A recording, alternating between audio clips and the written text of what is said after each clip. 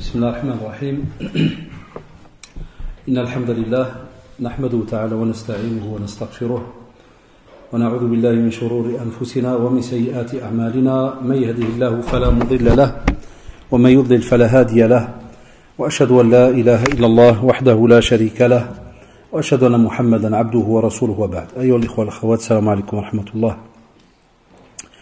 Donc, comme à notre habitude ici avec notre conférence et rappel en français donc pour nos jeunes ici à la mosquée Sunna, donc le 18 décembre 2015, on a donc choisi de parler d'un sujet qui fait que, subhanallah, dans la vie d'un musulman, il y a un tas d'actes d'adoration qui nous sont rattachés. Donc pendant que tu es en train d'adorer Allah subhanahu wa ta'ala durant ta vie, il n'y a pas le choix. Chaque jour, tu mets en pratique certains actes d'adoration. Ça, c'est la première partie. La deuxième partie, il y a des actes d'adoration que tu n'es pas obligé de mettre en pratique, mais qui te rapportent un bénéfice immense. Et c'est ce que normalement nos parents nous enseignent. C'est ce que normalement nos parents nous enseignent. C'est-à-dire même s'ils ne sont pas obligatoires, comme la prière, mais on va le voir, ils te rapportent beaucoup de bénéfices. Et troisième partie, subhanallah, on a des actes que l'on pourrait faire, des actes d'adoration, mais qui ont un bénéfice immense, et beaucoup d'entre nous, on n'est pas au courant de ces bénéfices. Tellement on est, subhanallah, dans la routine. Tellement on pratique la religion jour après jour, comme si de rien n'était, eh bien nos jeunes pensent que certains actes, ils les font, mais si tu leur demandes qu'est-ce qu'il y a derrière comme bénéfice, certains vont dire ouais, ça prouve qu'on aime Allah subhanahu wa ta'ala, qu'on est musulman. Ça va tourner autour de quelques points. En général, certains tabarakallah, qui ont étudié comme il faut vont vous donner un tas d'arguments, et puis on a beaucoup d'entre nous, voilà, on pratique tout à fait normalement, d'une manière basique, mais on ne voit pas et on n'est pas au courant de qu'est-ce que peut rapporter cet acte d'adoration. Alors, ya shabab, le problème c'est quoi? C'est qu'on se retrouve durant notre vie à subir les attaques de Satan, Allah. On a le destin qui vient d'Allah subhanahu wa ta'ala. Il y a des choses positives, il y a des choses que l'on ressent qui sont dures, pas faciles à supporter. On a la société et tout ce qui tourne autour. Des fois le matérialisme, l'argent, ceci, cela, des fois les bons côtés des choses, mais on n'arrive pas à gérer et ainsi de suite. Donc on a, durant notre vie, un tas de choses qui, subhanallah, vivent avec nous, mais font que des fois le musulman, il ne fait pas attention. Et jour après jour, il va être avalé au fur et à mesure. Enfin, si jamais il n'ouvre pas les yeux, il ne structure pas sa manière de fonctionner dans l'ibada, qu'est-ce qu'il va faire? Il va tomber dans une routine et il ne va penser qu'à ce qu'il croit être important. Par exemple, pour certains, c'est que le travail, rien d'autre. Il peut travailler depuis 20 ans, et si tu vas lui demander est-ce que tu as étudié une sourate ou bien tu as lu une page de Coran, tu vas trouver, wallah, il n'y a rien. Et on fait le test à chaque fois, et on le demande à notre jeunesse, et on fait des petites statistiques, qui a lu le Coran complet cette année à 2015. On va parler de l'année grégorienne, même pas Hijriya, parce qu'on vient d'entrer dans l'année de l'Hégire, comme vous le savez, il n'y a pas longtemps, rien que l'année grégorienne. Alors on est déjà le 18 décembre, on va arriver d'ici 2 semaines à peu près, on va terminer donc l'année 2015. Il se peut, et je l'ai fait avec des élèves, j'ai demandé qui a terminé le Coran complet en lecture cette année, sur quasi une centaine d'élèves que j'ai, comme vous le savez, il n'y en a peut-être même pas 2, même pas, qui ont levé la main. Après je l'ai fait avec des grands, dans un autre cours. Et il y a parmi nous ici, il y a certains élèves qui étaient là, ou la même chose. Ça se compte sur quelques doigts. Ceux qui vont te dire, Naam, j'ai terminé le Coran complet cette année, rien que la lecture. Si tu vas demander qui a étudié, ne fût-ce qu'une sourate complète, ou une page, ou 10 versets par mois, ou de nouveau le quota, il va diminuer. Donc, quelle importance on a accordée à ces actes d'adoration? Et il y a, shabab, aussi la question qui se pose, est-ce qu'on les a compris? Est-ce qu'on est au courant qu'ils existent? Et aujourd'hui, je vais à peine vous citer quelques actes. Et vous allez voir, mashallah, combien de fruits il y a. Combien de bénéfices on peut gagner. On commence par on va dire l'acte le plus important. Le fait de prononcer la shahada. Ashhadu an la ilaha illallah wa ashhadu anna Muhammadan Rasulullah sallallahu alayhi wa sallam. Vous allez voir, j'ai dit sallallahu alayhi wa sallam à la fin, vous avez remarqué, certains n'ont pas réagi, mais vous verrez après, Inch'Allah. Pour vous dire combien d'habitudes on prend, et on ne remarque pas l'importance des fois même des mots et des phrases. Vous verrez. Donc lorsqu'on dit, ou l'on répète la shahada, beaucoup d'entre nous oublions que le fait de dire la ilaha illallah, c'est un des plus hauts degrés de foi et shabab. Le prophète sallallahu alayhi wa sallam, dans la tradition authentique, lorsqu'il a parlé de la foi, il a dit al-iman bid'un wa sittun, c'est-à-dire il y a plus d'une soixantaine ou une septantaine de chapitres. Le plus haut degré de la foi, qawlu la ilaha illallah. Et le plus bas degré de la foi, c'est imatatul ada anit tariq. Tu trouves quelque chose qui dérange par terre, tu l'enlèves. Donc la foi que vous avez, le fait de dire la ilaha illallah, répétez-le plusieurs fois. Pourquoi? Parce que le fait de le dire prouve que vous avez un haut degré. Et prouve aussi qu'Allah subhanahu wa ta'ala vous met dans un haut degré. Et prouve aussi que cette phrase, si elle est comprise, elle a un très très haut degré auprès d'Allah subhanahu wa ta'ala. Rien que de dire la ilaha illallah, à la place de dire purée, ou j'en ai marre, ou ceci ou cela. Tu dis la ilaha illallah. Wallah était touché par un petit problème, une petite angoisse, ceci, cela, dit la ilaha illallah. Reviens vers Allah subhanahu wa ta'ala. Donc on te dit c'est le plus haut degré.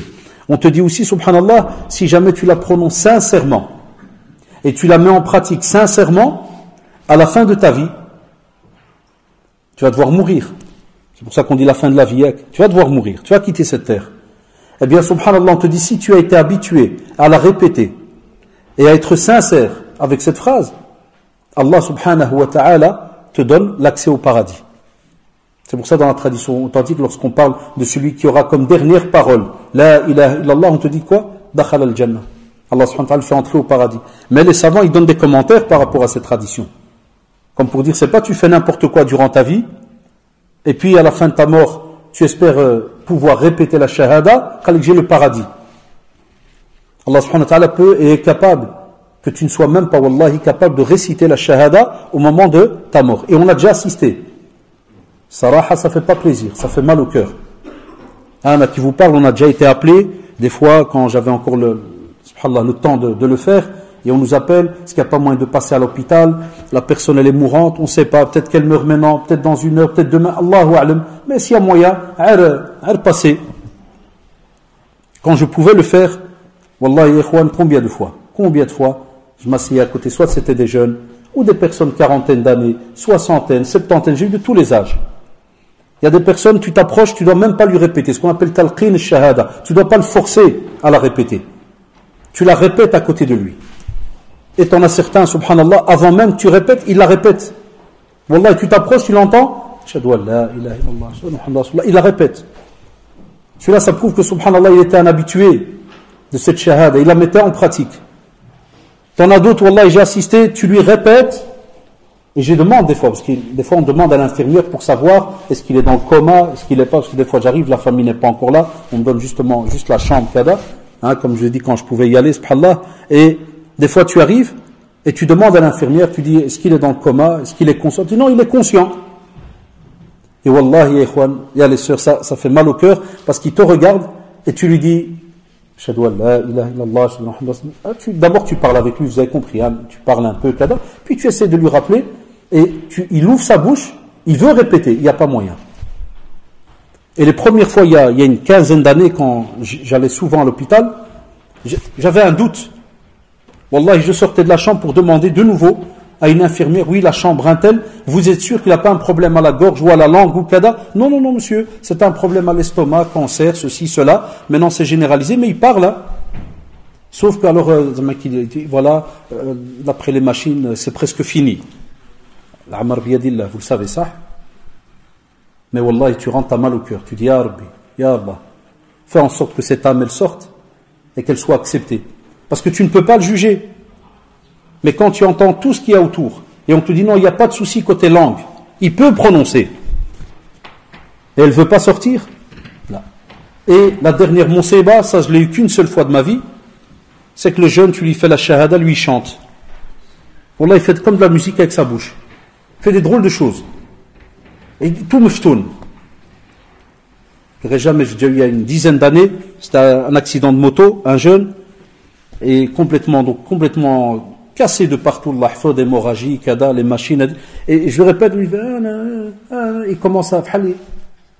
Je pensais que c'était la douleur, kada, ceci, là. Il y avait des proches tout gênés, il me dit, comme s'il chante, comme si.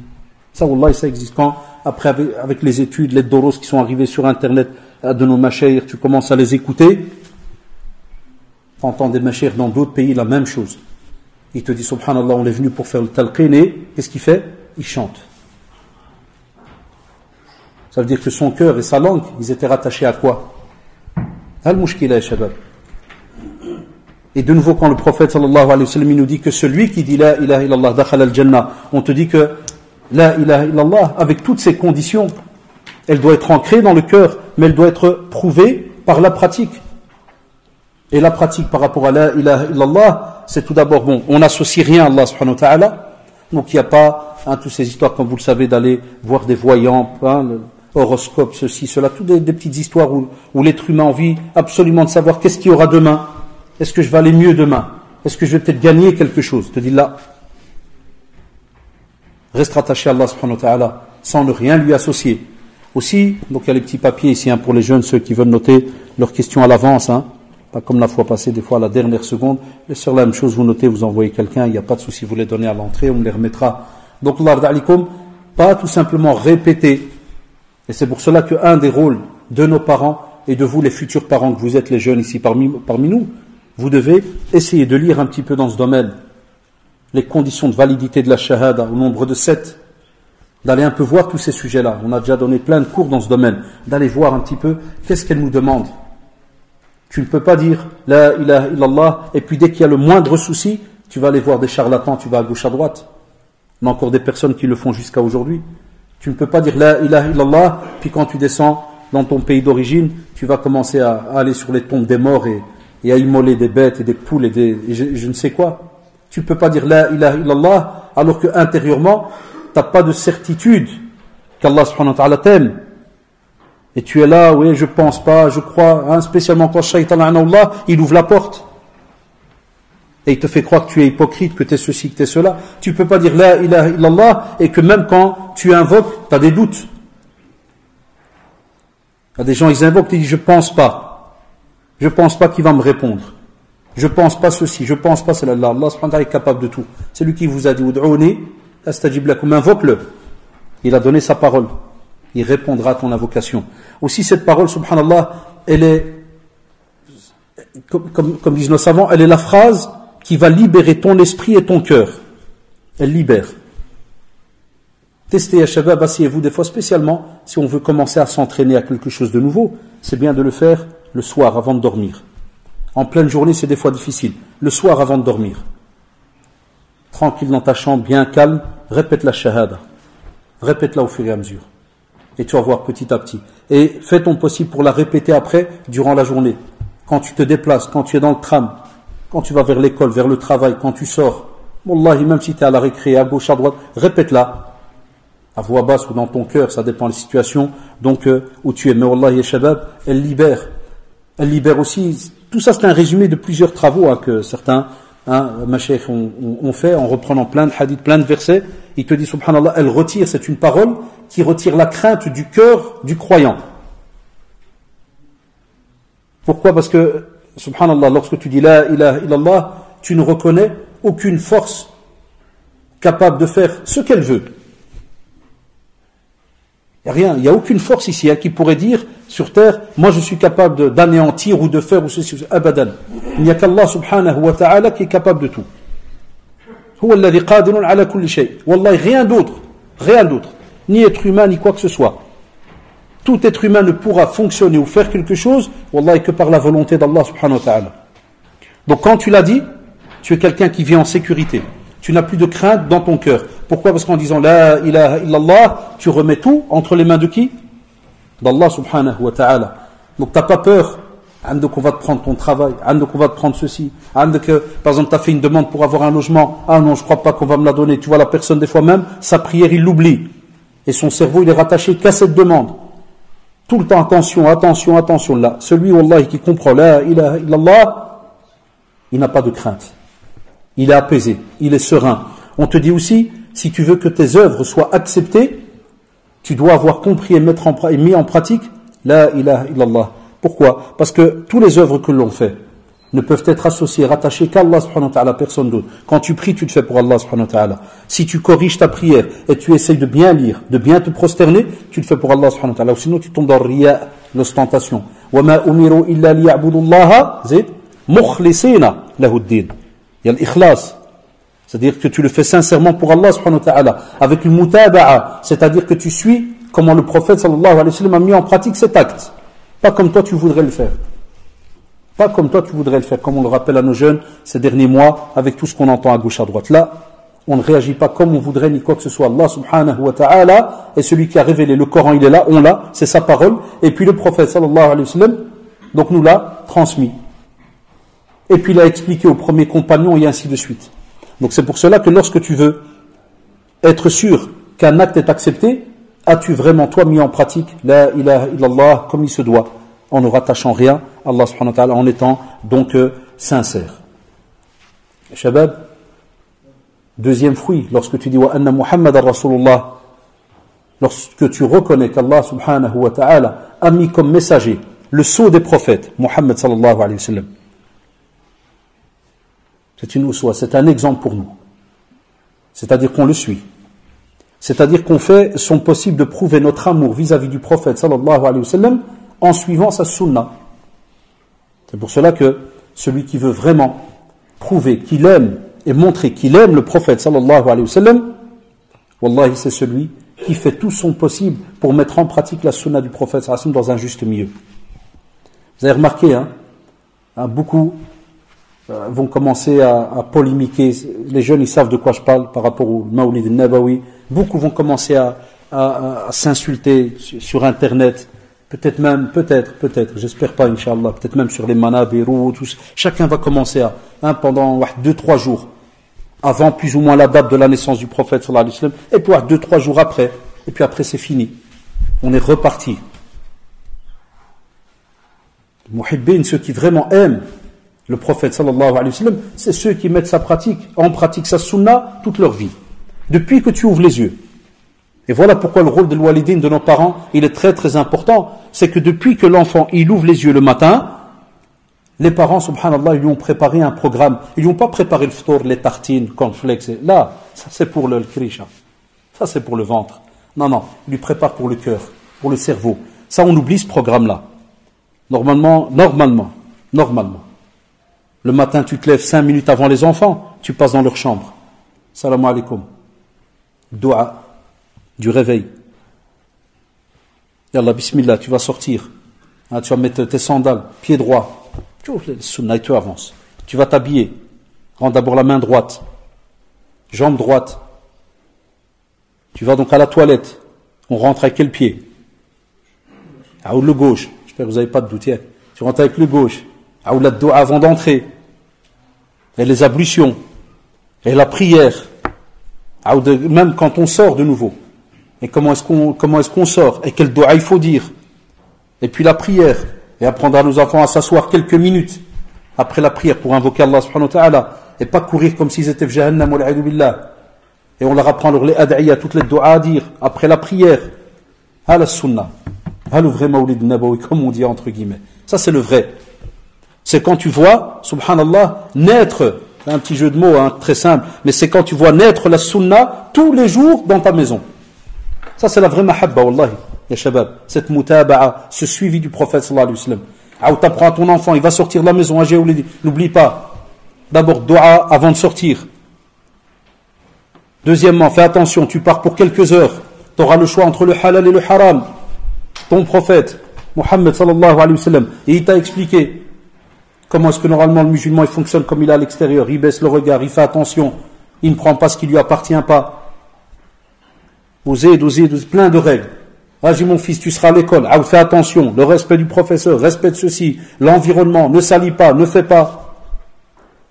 Respecte tes collègues, respecte le plus grand, respecte de nouveau, attention, tu vas revenir. Allahu Akbar. Est-ce qu'on fait ça, nous, Sarah? Non, certaines familles qui pratiquent, des fois, ils résument tout ce que je viens de dire avec un mot. Andek. Il y a des parents, quand ils sortent de la maison, ils lui donnent un seul cours qui reprend toute la sunna. Il le regarde et dit, avec Andek. Donc lui, il a tout compris qu'il doit vivre dans le halal. Sinon, Zulma, Andek. Et il part. Anam. Je le demande des fois à les petits jeunes que j'ai en classe. Quand vous sortez, si vous dites vos parents, un il me dit, ouais, il me dit, Rudd al-bal, l'autre il me dit, Andek, l'autre fait attention. Un, il m'a aussi fait rire, il m'a dit, mon père il veut nous apprendre Darijab, je comprends jamais rien, il me parle plein de choses, je le regarde, je fais Al-Haïda. Des fois il me dit, c'est pas juste, alors il crie sur moi, alors je fais comme ça, et puis il me dit, je sors. Tchouf. Où sont les cours structurés? Et là tu vas avoir un vrai sunni, quelqu'un qui grandit au fur et à mesure, et d'après l'âge, ya shabab, d'après l'âge dans lequel tu es, tu lui rajoutes des cours. D'après l'âge, tu lui rajoutes des cours. Il va approcher de l'adolescence, il y a un tas de sunan al-fitra, qui sont connus dans Sahih al-Bukhari. Tous les signes très très beaux qui montrent avec la pureté que l'on retrouve chez l'être humain, subhanallah. Par rapport à un tas de... couper les ongles, enlever les poils des aisselles, pubis, ceci, cela, plein de choses. Alors tu lui apprends. Et pendant qu'il grandit, Aoudila, la sunna qui est là, c'est aussi des textes. Tu lui fais étudier certains textes, tu lui fais comprendre et t'avances avec lui, étape par étape. Donc lorsque vous remarquez rien que la shahada et shabab quand on la répète, ici je suis en train de résumer avec vous, combien de travail ça nous demande. C'est des fruits immenses. C'est quelqu'un qui met la sunna en pratique, c'est quelqu'un qui est aimé par le prophète sallallahu alayhi wa sallam. Parce que dans une autre tradition, il nous rappelle que فَمَنْ رَغِبَ عَنْ سُنَّتِي فَلَيْسَ مِنِّي وَالْعِيَاذُ بِاللَّهِ. Alors imaginez-vous l'inverse, si le prophète il te dit, celui qui aura délaissé, il ne s'approche pas de ma sunna, il ne l'aime pas, il ne la met pas en pratique, il n'est pas des miens, alhamdoulilah, c'est pas qu'il n'est pas musulman, hashalillah. Mais comment est-ce qu'il peut oser dire qu'il est de ceux qui aiment Muhammad sallallahu alayhi wa sallam? Comment est-ce qu'il peut dire ça? Ça va être difficile à croire. Les gens ils vont pas te croire. Et pour les plus grands, que ça soit au travail, arriver à l'heure, ne pas voler même pas une minute dans ton travail. Si tu arrives en retard, tu vas chez le responsable, tu dis je suis en retard, j'assume, parce que tu sais que tu ne pourras pas manger du halal, manger du haram, ou billah. Pendant ton travail, s'il y a un règlement, tu le suis, tu ne peux pas prendre de la marchandise, tu ne prends pas. Tu peux aider, tu aides. Osez, ya shabab, wallahi, 36 situations dans lesquelles on se retrouve rien qu'avec donc la shahada. Après, un des actes que l'on met le plus en pratique, c'est la prière. Alors, parmi les fruits de la prière, ya shabab, Allah subhanahu wa ta'ala, lorsqu'il te dit qad aflaha al-mu'minun, Allah subhanahu wa ta'ala a mis en relation le croyant et la prière. Et subhanallah, en parlant de la prière, alladhina hum fi salatihim zid, ils sont en concentration dans leur prière. Mais au début, il a commencé par quoi? Par qad aflaha. Qad, comme vous le savez, c'est un tahqiq, un ta'kid incroyable. C'est-à-dire qu'il y a sûr et certain un bénéfice immense qui va se résumer dans un mot qui est juste avant, juste après, juste après le mot qad. Ça veut dire certes, et il n'y a aucun doute, qu'est-ce qu'ils ont? Aflaha, il a réussi. Qui ça? Le croyant. Donc tu mets en pratique ta prière comme il se doit, Allah subhanahu wa ta'ala, qu'est-ce qu'il te donne comme bénéfice? Wallah, tu es un bienheureux. Tu as réussi. Tu as réussi durant ta vie à Shabbat. De nouveau, cette concentration. Regardez, si tu veux être aimé par Allah subhanahu wa ta'ala, réussir sur terre, tu dois faire cette prière avec concentration. Alors de nouveau, c'est de l'entraînement. Et pas de l'entraînement tout simplement, comment bien se mettre, ceci, cela. Là, à côté aussi, vivre dans le halal. Tu ne peux pas, subhanallah, vivre dans le haram et venir et commencer Allahu Akbar, Allahu Akbar, Allahu Akbar et faire des demandes et des ad'iyat. Il y a plein d'invocations qui sont là. Là, on te dit, tu parles dans le vide, wal'aïdu billah. Donc la concentration, elle se fait parce que, alhamdulillah, le cœur est justement rattaché à Allah subhanahu wa ta'ala. Alors l'esprit et le corps y suivent. Ah, mais si le cœur n'est pas rattaché, c'est tout à fait normal que tu es là en train de monter et de descendre. Et c'est pour ça qu'il y a des personnes qui prient, mais ils ne gagnent rien de leur prière. Elles ne dépassent pas le plafond ici. Elles ne montent pas vers Allah subhanahu wa ta'ala. Et aussi, si jamais tu veux, comme a dit le prophète sallallahu alayhi wa sallam, il dit dans le hadith rapporté par le Bukhari Muslim, rappelez-vous l'exemple qu'il a donné, subhanallah, si on avait une rivière près de notre porte, et qu'on irait à chaque fois se laver, 5 fois par jour devant cette rivière, billah alikum, est-ce qu'il y a quelque chose de sale qui resterait sur notre corps? C'est un très bel exemple. Allah, c'est une belle image apportée par le prophète sallallahu alayhi wa sallam. On te dit, imagine, tu habites dans une maison et dès que tu ouvres la porte, tu as une rivière. Et 5 fois par jour, tu sors et tu te laves. Est-ce qu'il resterait une saleté sur ton corps? Eh bien, subhanallah, les compagnons, ils dirent au prophète sallallahu alayhi wa sallam, la ya Rasulallah, il restera plus de saleté. Et il leur dit à ce moment-là, tel est l'exemple des 5 prières quotidiennes pour lesquelles Allah subhanahu wa ta'ala efface les péchés. Subhanallah. Une maghfirat ad-dunub. L'insan subhanallah al-adim, des fois, il vient, il prie. Testez, vous allez voir, wallah et shabab. Il vient, il prie, mais automatique. Automatique. Il vient, Allah akbar, kadal, samaïkoum, ça va. Puis il se lève, il part. Est-ce qu'il s'est demandé pendant la prière qu'est-ce qu'il est en train de dire? Est-ce qu'il a compris pendant la prière ce qu'il est en train de faire? Est-ce qu'il a senti qu'il était connecté à autre chose que la terre? Est-ce qu'il a senti après la prière un changement? Rien que 4 petites questions. Et beaucoup d'entre nous, on a des réponses. Et quand il termine la prière, est-ce qu'il se pose la question, sans rentrer dans l'ouswas? Attention. Il se pose la question, est-ce que la prière que je viens de faire, est-ce qu'Allah subhanahu wa ta'ala l'a acceptée? Et c'est pour ça qu'il est préférable de se poser alors une autre question. Moi, je parle ici de ceux qui sont bien clairs dans leur tête, qui ne se font pas avoir par l'ouswas. C'est pour ça, eux, alors, ils revoient un peu leur prière en se disant, tiens, c'est vrai, j'aurais pu faire mieux, ou ceci, ou cela. Comme par exemple, quelqu'un, je le dis souvent à mes élèves, quelqu'un qui prie Qul Huwallahu Ahad toute l'année. Toute l'année, Qul Huwallahu Ahad. Mais qui veut faire le compagnon, là, qui aimait Qul Huwallahu Ahad. Là, c'est très bien que ce n'est pas le cas. Parce qu'on a de la paresse. On veut pas étudier plus. Alors des fois, il peut se poser la question de se dire, tiens, pourquoi j'ai prié aujourd'hui avec une sourate très très courte, alors que j'ai le temps? Si jamais il y a un match là de Champions League, il peut se demander aussi, subhanallah, tiens, c'est bizarre, aujourd'hui j'ai prié beaucoup plus rapidement que d'habitude. C'est pas un signe un peu d'hypocrisie presque? Que d'après le programme TV, d'après le programme, hein, on va voir la longueur de la prière. Combien il y en a qui ne le font pas? Wallah, beaucoup. Sa prière fonctionne d'après le programme TV. Il y en a même qui attendent la pause, la pub. Il y en a qui me le disent, hein.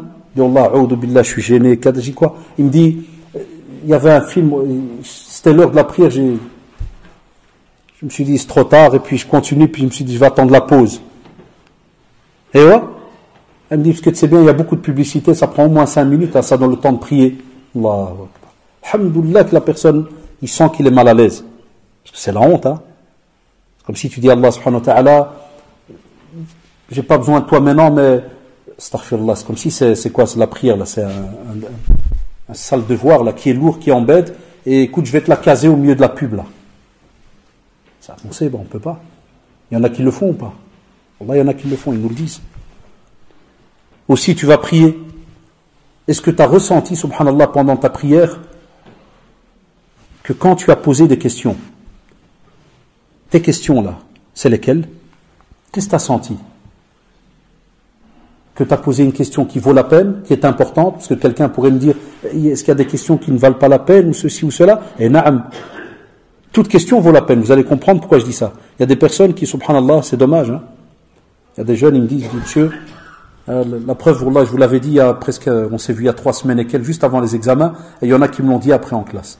Il y en a qui étaient venus, 2-3 élèves à moi, et ils me l'ont redit en classe. Ils m'ont dit, wallah, monsieur, c'est vrai. Ça fait 3 jours, on invoque dans la prière que pour les examens. Il venait ni Jannah ni rien. Examen. Et on avait, subhanallah, une rencontre à la mosquée il y a quelques jours, quand tu leur dis, et après les examens, un il m'a dit, c'est vrai, la vérité, j'invoque plus.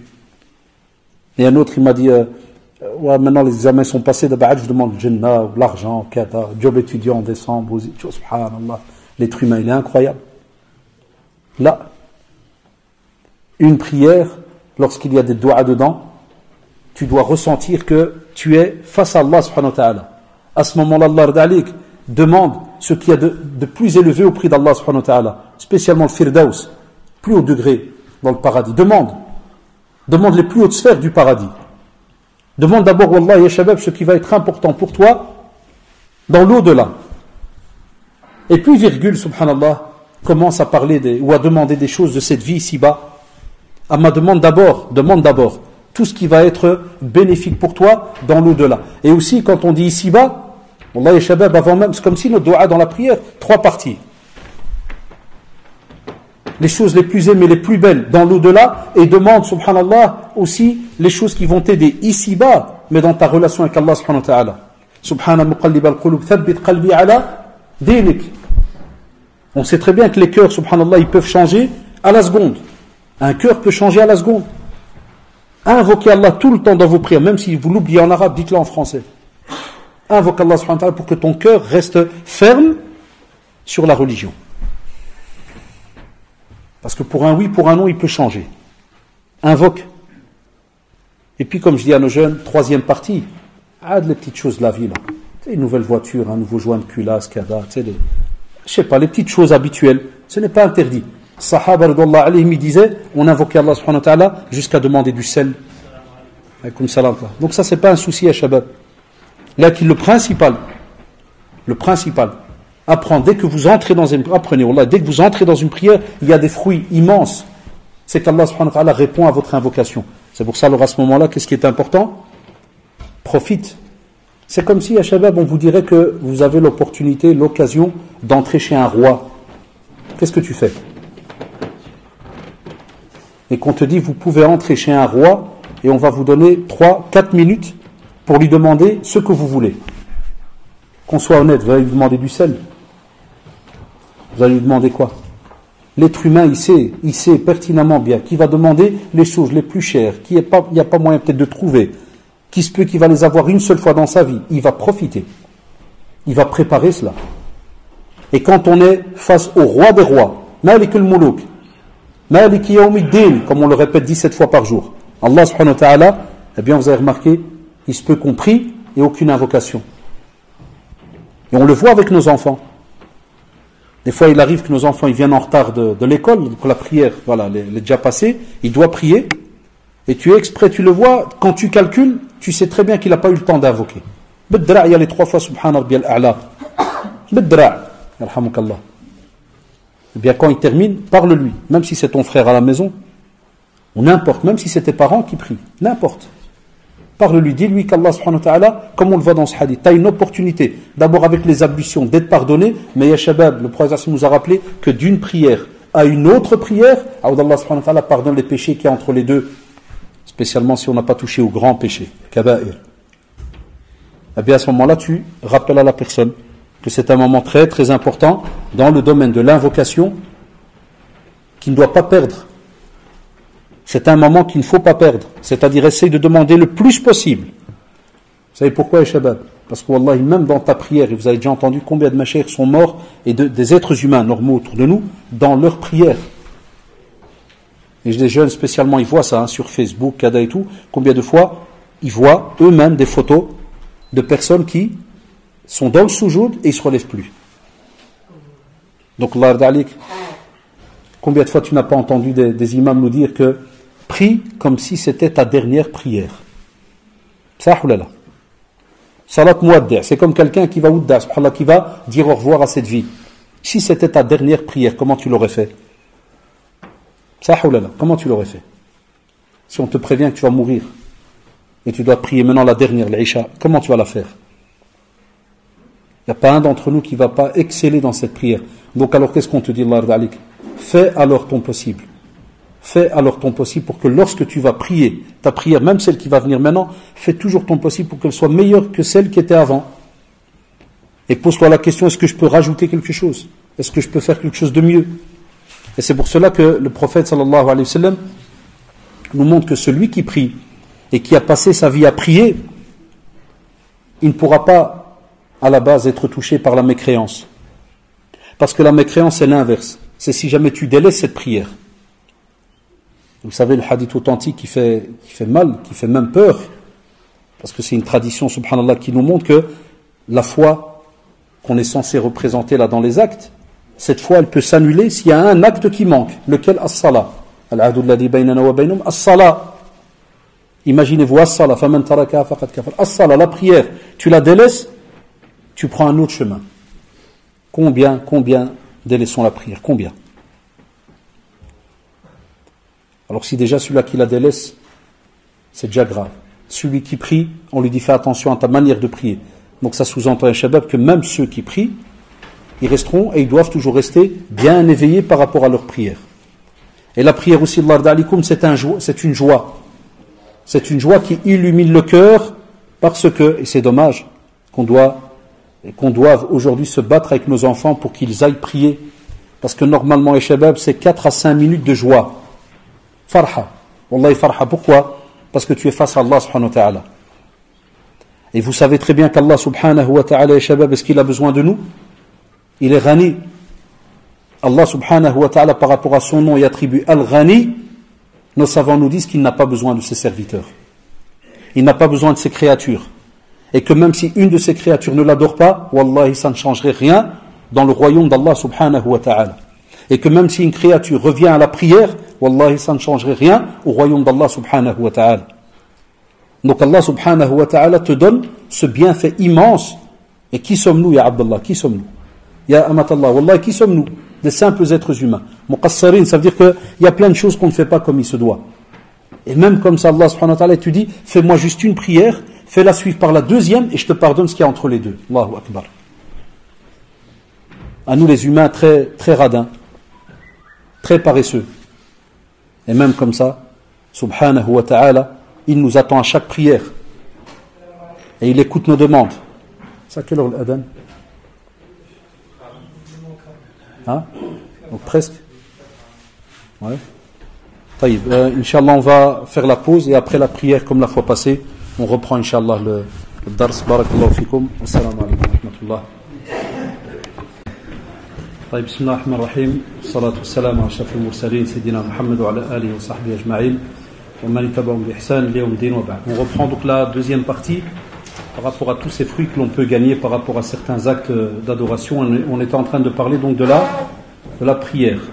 Je rappelle donc pour les frères rentrer leurs questions le plus rapidement possible, comme ça on sait calculer le temps qui nous reste. Donc je continue, donc aussi la prière, comme elle fait descendre sur le croyant donc la miséricorde, al-Rahma d'Allah subhanahu wa ta'ala. Et avec toutes vos invocations et tout ce que vous allez subhanallah dire à Allah subhanahu wa ta'ala et demander à Allah subhanahu wa ta'ala, il préserve alors votre corps et vos biens sur terre. Et aussi la prière est la base et le pilier même de toute votre religion. Imaduddin, comme vous le savez. Chaque chose tient sur quelque chose en général. Ça, c'est des fois la définition la plus simple qu'on peut donner. En général, on parle de chaises, de tables et autres, ça tient sur quelque chose. Et tout être humain normal va vous dire que si jamais il manque un pied ou autre, eh bien, on va dire qu'il n'y a plus de stabilité. L'objet, il devient dangereux. Et si quelqu'un te dirait, viens t'asseoir sur cette chaise, est-ce que tu irais t'asseoir? Il me dirait non. Pourquoi elle est dangereuse? Ça, c'est l'explication, subhanallah, la plus simple. Et que tout être humain comprend. Allah al-Kabindi. Et donc, tout être humain comprend cela. Mais, lorsqu'il s'agit de la religion, eh bien, on oublie de mettre en relation cette idée qu'on a compris il y a quelques instants avec la religion. Qui est laquelle? C'est que notre religion, elle est aussi basée sur des piliers. Et si jamais il y a un pilier qui manque, ou un dossier qui manque, eh bien, subhanallah, ta religion va diminuer au fur et à mesure. Et des fois, j'ai même dit tout à l'heure, juste avant l'adhan, des fois c'est même plus grave. Ça annule même ta foi. Spécialement donc pour la prière l'ard alikum. Et c'est pour cela que cette prière, Allah subhanahu wa ta'ala nous l'a donnée comme elle n'a pas de valeur. C'est pour ça que le prophète sallallahu alayhi wa sallam, il parlait, donc il disait, ça veut dire qu'il la prenait comme la prunelle de ses yeux. Ô combien on sait que les yeux sont importants pour l'être humain. Donc il attendait ce moment-là. Et on connaît aussi le texte avec Bilal, radiyallahu anhu. Chaque fois que l'adhan, l'heure de la prière approchait, le prophète sallallahu alayhi wa sallam, c'était une joie d'entendre Bilal, radiyallahu anhu, faire le adhan, parce qu'il savait qu'à ce moment-là, il allait entrer dans un moment d'apaisement, de raha, de repos spirituel. C'est pas un repos pour dormir, loin de là. Mais il savait que son cœur, à ce moment-là, allait s'apaiser. Et jamais, loin de là, la prière n'a été, ou un jour, a été ce qu'on appelle un poids pour l'être humain, où il doit vite s'en défaire pour passer à autre chose. Hachalillah, jamais. Et, ya shabab, comme vous le savez, Il y a encore beaucoup de fruits, si on pouvait parler de la jurisprudence de la prière, il y a beaucoup de fruits encore, subhanallah, lorsque vous sortez de la maison et vous marchez pour venir faire une prière à la mosquée. Combien Allah subhanahu wa ta'ala vous enlève, wallah, il vous enlève des péchés et il vous élève en degrés. Chaque pas que vous faites, chaque pas qui suit l'autre, il là où tu as un bénéfice qui t'est donné. Et tu es élevé en degrés. Et tu arrives à cette prière, tes péchés sont expiés si c'est fait comme il se doit. Et puis de nouveau tu repars, tu reprends ton trajet, de nouveau tu remarches. Hatta les savants contemporains ont même parlé de ceux qui viennent en voiture ou à moto ou à vélo, ceci ou cela. Parce que les pauvres se posent la question, est-ce qu'on gagne aussi des hasanat? Est-ce qu'on est aussi élevé en degrés? C'est vrai que beaucoup disent que ce n'est pas le même degré, mais vous disent que la récompense elle est là, puisque le trajet, il se fait, le déplacement se fait pour aller donc vers la mosquée. Aussi, parmi les choses qui sont autour de nous, encore un autre acte d'adoration très très important, la lecture du Coran. Le Coran, ce Coran, combien est-ce qu'on en a autour de nous, ya shabab? On a partout des Corans. C'est même devenu presque une décoration des fois dans certaines de nos maisons. Le Coran qui vient du Hajj, le Coran qui vient de je sais pas où, le Coran avec du grand-père ou l'arrière-grand-père. Et il y en a qui le touchent une fois tous les vendredis. J'ai même entendu ça dans certains mails que j'ai reçus où certains me disaient que dans leur famille, le Coran il est bien dans l'armoire. Chaque vendredi on le nettoie pour lire Surat al-Kahf. Ça c'est ceux qui lisent. Ou sinon après il est remis dans l'armoire à vendredi prochain. Ça c'est ceux qui lisent pour le vendredi. Mais on te dit subhanallah, comme le rappelle le prophète sallallahu alayhi wa sallam, on te dit celui qui récite une seule lettre du Coran, il aura une bonne action. Et cette bonne action va être décuplée. Et c'est le fameux hadith très connu avec lorsque le prophète a cité Alif Lam Mim en disant Alif Lam Mim. Chaque lettre Alif et puis Lam et puis Mim. Chaque lettre que tu lis, tu as dit hasanat. Sans oublier qu'Allah subhanahu wa ta'ala il multiplie à qui il veut. Parce que les savants disent que dans ces traditions-là, on te donne ce qu'Allah subhanahu wa ta'ala t'a garanti. Mais il est subhanahu wa ta'ala capable de te donner plus. Est-ce que ce n'est pas, subhanallah, des hasanats gagnés gratuitement, entre guillemets? Après, certains, ils s'étonnent quand ils lisent alors certains passages sur l'enfer, Jahannam, Kada, puis ouais, mon frère, c'est quand même dur, hein? C'est chaud, ouais, c'est très chaud, Jahannam, ça. C'est normal que c'est chaud. Mais qu'est-ce qu'on te demande de faire? On ne demande rien de spécial. Wallah, et quand tu vois rien de spécial, mets-toi rien qu'une lecture, une page par jour, ya shabab. Mettez-vous une page par jour, même en phonétique. Tous ceux qui ont Internet maintenant, tous ceux qui ont des abonnements smartphone avec les programmes de Coran dedans, vous avez de la phonétique. Ceux qui ont Internet à la maison, tu mets Coran phonétique, wallahi, aucune excuse. La plupart de nos familles ont le Wi-Fi à la maison. Au lieu de dormir sur une PSP, sur un jeu, sur n'importe quel autre monseba, là au contraire, c'est pas interdit de jouer, hein, vous le savez très bien, au contraire, joue. Mais l'islam il demande qu'il y ait chaque chose en son temps. Eh bien, lisez le Coran. Et le prophète sallallahu alayhi wa sallam, dans un autre hadith rapporté par Muslim, il te dit que lisez le Coran, car le jour de la résurrection, eh bien, ce Coran, subhanallah, il viendra intercéder en faveur de celui qui l'aurait cité sur terre. Vous savez qu'on parle de shafa'a. Man dalladhi yashfa'u indahu illa bi idhnih, c'est-à-dire le jour du jugement dernier. Imaginez-vous Allah subhanahu wa ta'ala, celui qui va venir sous son trône et il va se prosterner et attendre pour pouvoir nous aider à nous. C'est le prophète sallallahu alayhi wa sallam. Il va venir et il va attendre qu'Allah subhanahu wa ta'ala lui donne la permission pour faire quoi? Al-shafa'a, l'intercession. Eh bien les savants ils ont dit il n'y a pas que le prophète sallallahu alayhi wa sallam qui fera donc le shafa'a, l'intercession, mais on a aussi des fois des actes que l'on a fait et qui vont intercéder en notre faveur. Parmi eux, subhanallah, la récitation du Coran. Le Coran sera un témoin pour toi le jour du jugement dernier à Shabab. Allahu Akbar. Si on réfléchit quelques secondes, le Coran c'est quoi? C'est la parole d'Allah subhanahu wa ta'ala. C'est sa parole à lui. Elle sera pour toi yawm al-qiyamah témoin. Allahu Akbar. C'est un bénéfice immense. Et nous le Coran maintenant, c'est très très bien. Dans nos maisons, il faut se battre pour que nos jeunes y lisent. Je ne veux pas embêter, c'est pas pour entre guillemets taquiner mes enfants, hein, mais on a tous été des jeunes. Je me rappelle, on peut rester 10 minutes devant la télé, ou là 1 heure devant la télé. Excusez-moi, je dis 10 minutes, c'était pour le Coran. Mais 1 heure devant la télé, et le Coran, à peine testez, hein, je crois que ceux qui ont des enfants, ils l'ont déjà fait. À peine tu lui donnes un Coran, top chrono, 3 minutes 30, il dort. Il y a un sihr ou une moussiba ou je ne sais pas ce qui se passe. Dès que tu donnes le Coran, il dort. Tu leur donnes une PSP, il est réveillé 3 heures. Tu renlèves la PSP, tu donnes le Coran, il redort. Allahu Akbar, c'est incroyable. Il faut même plus d'anesthésie, je crois, maintenant, pour certains. Dès que tu lui mets en main, il tombe. C'est là, tu le remets devant la télé, Wallah, il est parti. Tu mets un match, il est parti. 90 minutes plus prolongation. Arzid. S'il y avait des surprolongations, il les aurait suivis. Tu le remets encore en main, 10 minutes. Aussi, les savants, ils ont dit lecture du Coran, si tu veux, qu'elle t'apporte des fruits, tu dois la lire avec contemplation. Ils appellent au moins, entre guillemets, lecture contemplative. Ça veut dire lis et réfléchis à chaque verset. Essaye de réfléchir. Essaye, si jamais tu as un niveau, essaye de lire et aller voir le tafsir à côté. Le hashiya, qu'est-ce qu'il y a écrit? Ça, c'est encore mieux. Le cheikh, tout à l'heure, il a lu, voilà, il y a des beaux versets, il parle du paradis. Qui aura ces hauts degrés du paradis? Il a parlé de plein de choses. Mais beaucoup d'entre nous, on a sûrement prié en le suivant. Il est monté, on est monté, il est descendu, on est descendu. Mais si tu dis à beaucoup d'entre nous de résumer les versets qu'il a lus, certains vont dire soit j'ai pas l'arabe, je connais pas le Coran, combien, wallahi, combien de prières, même lorsqu'on vient, et on les comprend pas. On comprend pas ce qui se dit. Enfin, si on vivait avec le Coran chaque fois, et je donne un simple exemple, ya shabab, wallah, il s'est prouvé.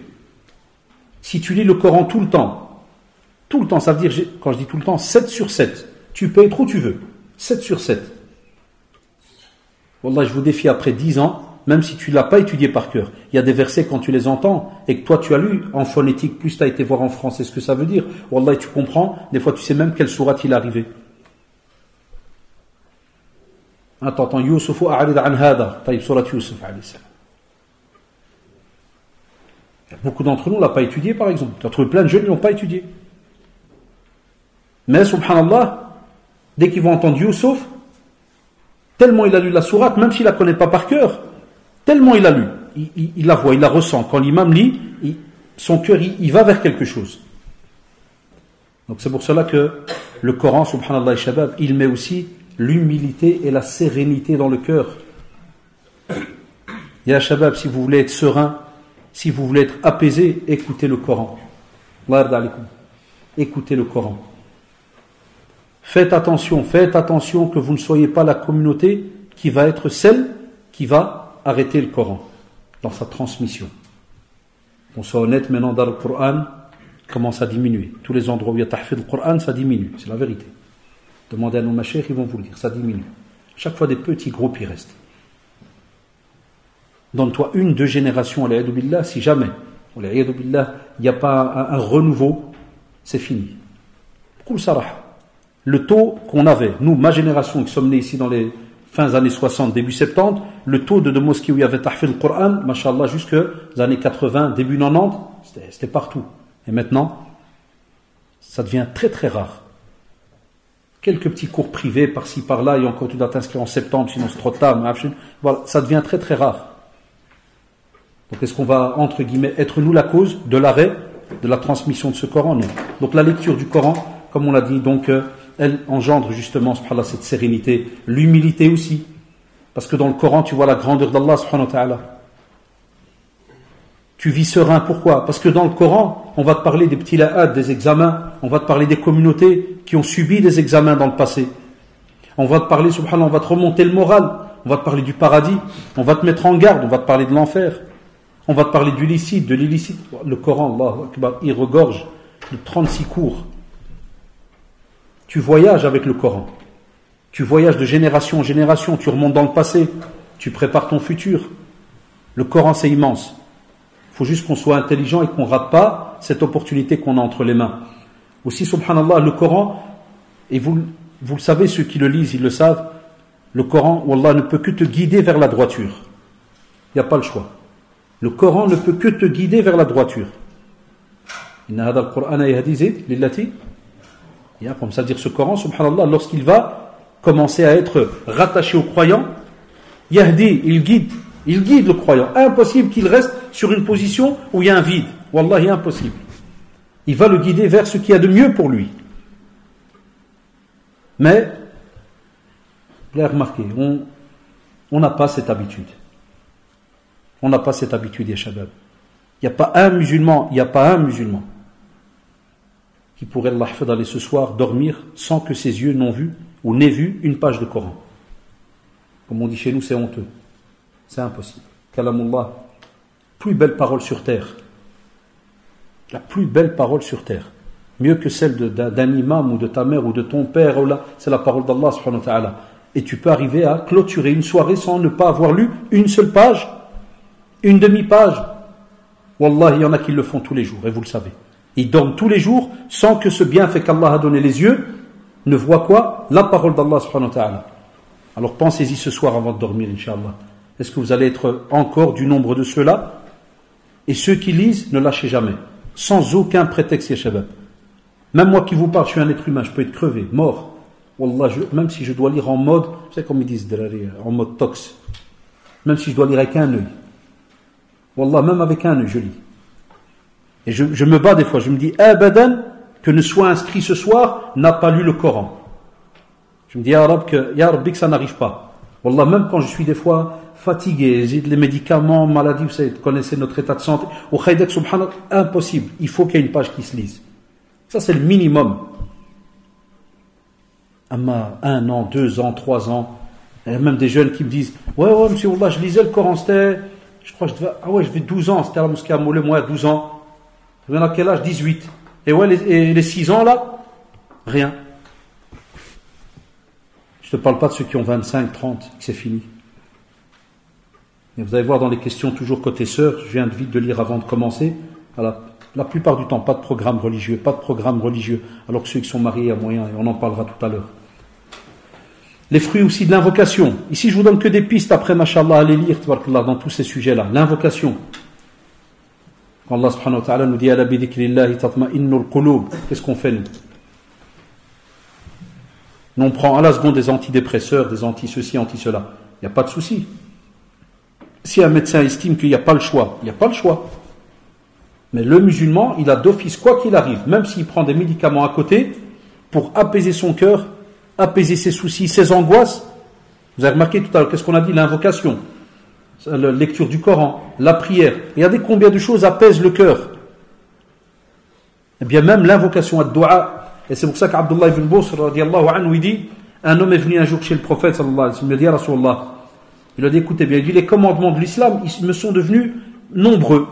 C'est-à-dire, mashallah, il y a, spécialement les gens sortent du polythéisme, ils vont commencer à entrer dans la pratique religieuse. Et il lui dit, il y a beaucoup de commandements. C'est-à-dire, il y a beaucoup d'ibadat et autres. Il lui dit, est-ce que tu pourrais, ne fût-ce que m'apprendre quelque chose où je pourrais m'y attacher, m'y agripper? Et le prophète sallallahu dit, que ta langue reste humide par la mention d'Allah. Que ta langue reste humide avec la mention d'Allah subhanahu wa ta'ala. C'est-à-dire, fais en sorte que ta langue ne quitte pas durant la journée. Ou bien plutôt, on va dire l'inverse, excusez-moi. Fais en sorte que ta langue quitte durant la journée tous les biens d'ici-bas pour rester rattaché à la mention d'Allah subhanahu wa ta'ala.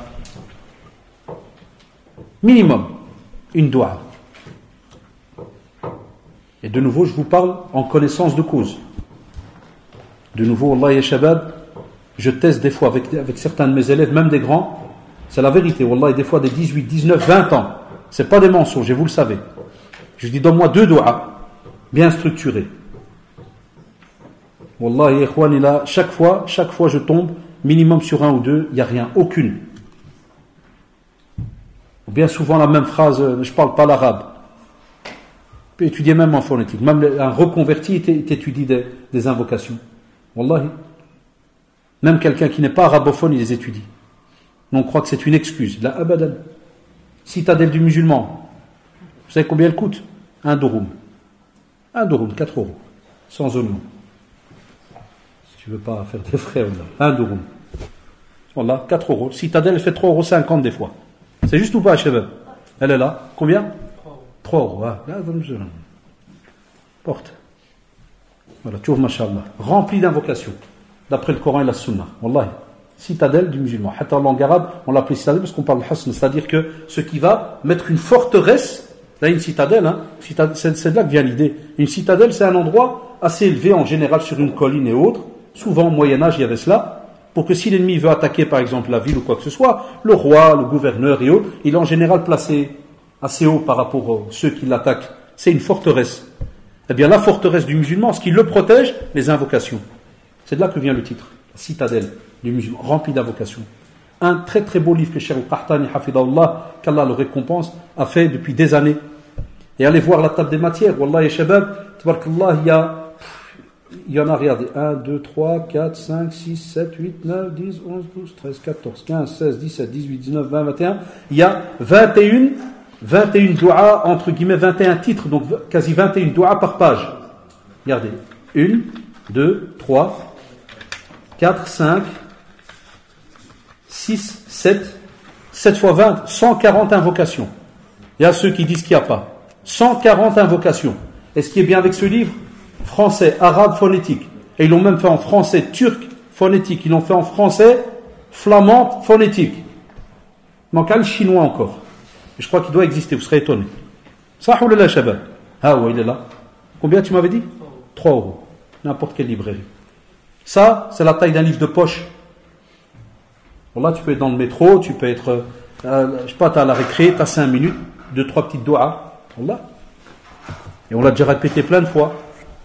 Tu marches, kada subhanallah wa bihamdi, subhanallah al-adim, comme a dit le prophète, très très lourd, très légère à la langue, très légère pour la langue, très très lourd dans la balance. La ilaha illa anta rabbi subhanak inni kuntu min adh-dhalimin. Ya hayyu ya qayyum bi rahmatika nastaghith. Hatta les savants te disent, il y a des invocations qui, wallahi, elles apaisent le cœur après quelques minutes. C'était sincère. Tu les répètes, après quelques minutes, wallahi, tu te sens bien. Voilà pourquoi des fois, j'ai bien dit des fois, certains de nos jeunes, ils sont étonnés que ça ne marche pas, ça ne va pas, c'est bizarre, je ne me sens pas bien, je ne suis toujours pas... Ouais, non, quel est ton programme? Wallahi, quelle est ta relation avec Allah subhanahu wa ta'ala? Comment tu fonctionnes? Aussi, lorsque tu invoques Allah subhanahu wa ta'ala, cela montre ton rattachement à Allah subhanahu wa ta'ala. Car celui qui est habitué à invoquer, c'est celui qui a une confiance immense envers Allah subhanahu wa ta'ala. Parce qu'en général, l'être humain, il est comme ça. Il ne va demander quelque chose à quelqu'un que lorsqu'il sait que normalement cette personne va l'aider. C'est juste. C'est pour ça que tu vas chez un tel souvent. Eh bien, on te dit Allah subhanahu wa ta'ala, il est le premier chez qui tu devrais aller. Parce que quand tu l'invoques, c'est que tu montres que Allah, tu as confiance en lui subhanahu wa ta'ala. Deuxièmement, les savants, vous l'avez entendu plusieurs fois, il te dit que l'être humain, quand tu lui demandes trop, il se fâche. Il y a des êtres humains, si tu viens chez lui lundi, tu n'as pas 1 euro. Moi, il va te donner. Tu reviens mercredi, tu n'as pas 1 euro. Déjà, il y a un petit ici. Hein? Tu viens jeudi, il change de rue. L'être humain, il peut être difficile. Pourquoi? Parce que l'être humain, lui, des fois, entre guillemets, il a dû aussi suer pour avoir la chose. Tandis qu'Allah, subhanahu wa ta'ala, tout ce qu'il a chez lui, là, il fait abadan. Jamais ça diminue. Donc lui, il demande. Khaza'inullah, subhanahu wa ta'ala, là, s'il fallait penser à un dépôt où il y aurait, subhanallah, tous les biens que quelqu'un pourrait y mettre, eh bien, si on devait penser vis-à-vis d'Allah, subhanahu wa ta'ala, c'est impensable. C'est impensable. Elle demande. Et Allah subhanahu wa ta'ala il te donne. Et regardez depuis la création de Adam alayhi salam et combien les êtres humains ont demandé. Et des fois même, ya shabab, wallah, et ça, c'est ce qui nous fait mal pour le jour du jugement dernier. Des fois même, on ne demande pas et ils nous donnent. La preuve, il y a des gens, pas de prière, rien. Ingratitude vis-à-vis d'Allah subhanahu wa ta'ala. Et ils se disent musulmans. Je ne parle pas des autres, moi je parle de ma communauté. Ils se disent musulmans. Et pas de salat, pas d'invocation. Oh, khaydak, alhamdulillah. Tu regardes de loin, tu dis Allahu Akbar. Il a la santé, travaille à l'aise, l'argent qui rentre, bel appartement, voiture, tout ce que tu veux. Et regardez comme ça, Allah subhanahu wa ta'ala, même comme ça, Allah, il lui donne, jusqu'à un certain moment, il lui fait comprendre qu'il n'y a pas. Et c'est lui qui décide à ce moment-là. Mais moi, ce qui m'intéresse, c'est la première partie de ma phrase. Il y a des gens, ils sont ingrats envers Allah subhanahu wa ta'ala, et regardez sa clémence, subhanahu wa ta'ala, il continue à nous donner. Et celui qui invoque aime Allah subhanahu wa ta'ala. Un des fruits, c'est l'amour d'Allah subhanahu wa ta'ala. Parce que wallahi, en général, tu ne vas que vers celui que tu aimes. Quelqu'un de méchant, quelqu'un de rabaissant, tu ne vas pas vers lui en général. Tu lui demandes pas. Mais nous, notre amour vis-à-vis d'Allah subhanahu wa ta'ala fait qu'on va tout le temps vers lui, subhanahu wa ta'ala. Et jamais, Allah subhanahu wa ta'ala, on aura assez de nos invocations, ya shabab. Point suivant, les prières et les salutations sur le prophète sallallahu alayhi wa sallam. Tout à l'heure, je vous ai fait la remarque, je dis après ça viendra. Combien de fois, et c'est la vérité, combien de fois nos jeunes entendent Muhammadun sallallahu alayhi wa sallam et ils disent pas sallallahu alayhi wa sallam ou bien alayhi salam. Wallah, combien de fois les gens ne le répètent pas. Et c'est grave. Ya shabab, c'est un manque de respect. Tandis que si on parlait des fruits, eh bien un des fruits, c'est quoi? C'est que tu respectes, c'est que tu prouves que tu aimes le prophète sallallahu alayhi wa sallam, que tu le respectes. Et ne sois pas gêné, et ne sois pas fatigué de répéter alayhi salam. C'est juste ou pas? Nous, on peut entendre quelqu'un donner un dars et dire le prophète sallallahu alayhi wa sallam, personne qui va le répéter. Quand je dis personne, vous savez ce que je veux dire? Quelques-uns. Il y en a d'autres qui vont le dire dans leur cœur. On va leur dire, si jamais tu peux dire alayhi salatu wassalam, qu'est-ce qui va te l'interdire? Ne demande pas de crier que ça devienne exact. Non, normal. On va dire cela, ils font à l'intérieur. Tu vas me dire, toute la communauté le fait à l'intérieur. Vous savez, dans ma vie, chaque période où j'ai travaillé quelque part, ça m'a donné des leçons incroyables. Les plus de 15 ans là au centre islamique, j'ai vu des choses. J'ai vu du bien comme j'ai vu beaucoup de mal. Parce qu'on est des êtres humains. Et maintenant, depuis 5 ans dans l'enseignement, la même chose. Wallah ya shabab, parmi les choses qui me font mal au cœur, tu as des fois des petits-enfants de première, secondaire, tu lui dis sallallahu alayhi wa sallam. Répète, monsieur. Tu dis sallallahu alayhi wa sallam. Je ne parle pas l'arabe, monsieur. Tu vois cette phrase? Elle m'a habbel. Wallah habletni. Enfin, mettez-vous à la place, les shabab, quand vous êtes dans le domaine, subhanallah, où vous enseignez et où vous pensez préparer. Des fois, vous savez, on a un programme, des fois, entre guillemets, à suivre. On a quand même assez de liberté. On a un programme à suivre. Et des fois, tu viens peut-être avec 2 pages ou quelque chose, et quand tu vois rien que sallallahu alayhi wa sallam n'arrive pas à sortir de la bouche, ou bien il n'est même pas compris, qu'est-ce que ça veut dire sallah? Il y a même des jeunes qui me disent, monsieur, sallah, c'est sallé. Alors je fais semblant, je dis, vas-y, parle. Il dit donc sallé, c'est-à-dire il a prié. Il dit sallah, Allah. Allah, il prie pour le rak'at, pour le prophète. Je dis, vas-y, continue, parle, c'est bien, parle. Non, c'est pas possible, monsieur. Donc dès qu'on dit Muhammad sallallahu alayhi wa sallam, il dit donc Allah il fait vite une prière pour lui. Parle ce qui est sérieux. Parle, il y a ça qui est beau quand on a un cours de religion. Les élèves au moins ils peuvent parler. On est, vas-y, parle. Elle me dit, monsieur, c'est pas normal. Je crois qu'il y a une faute dans la phrase. Ah, mashallah.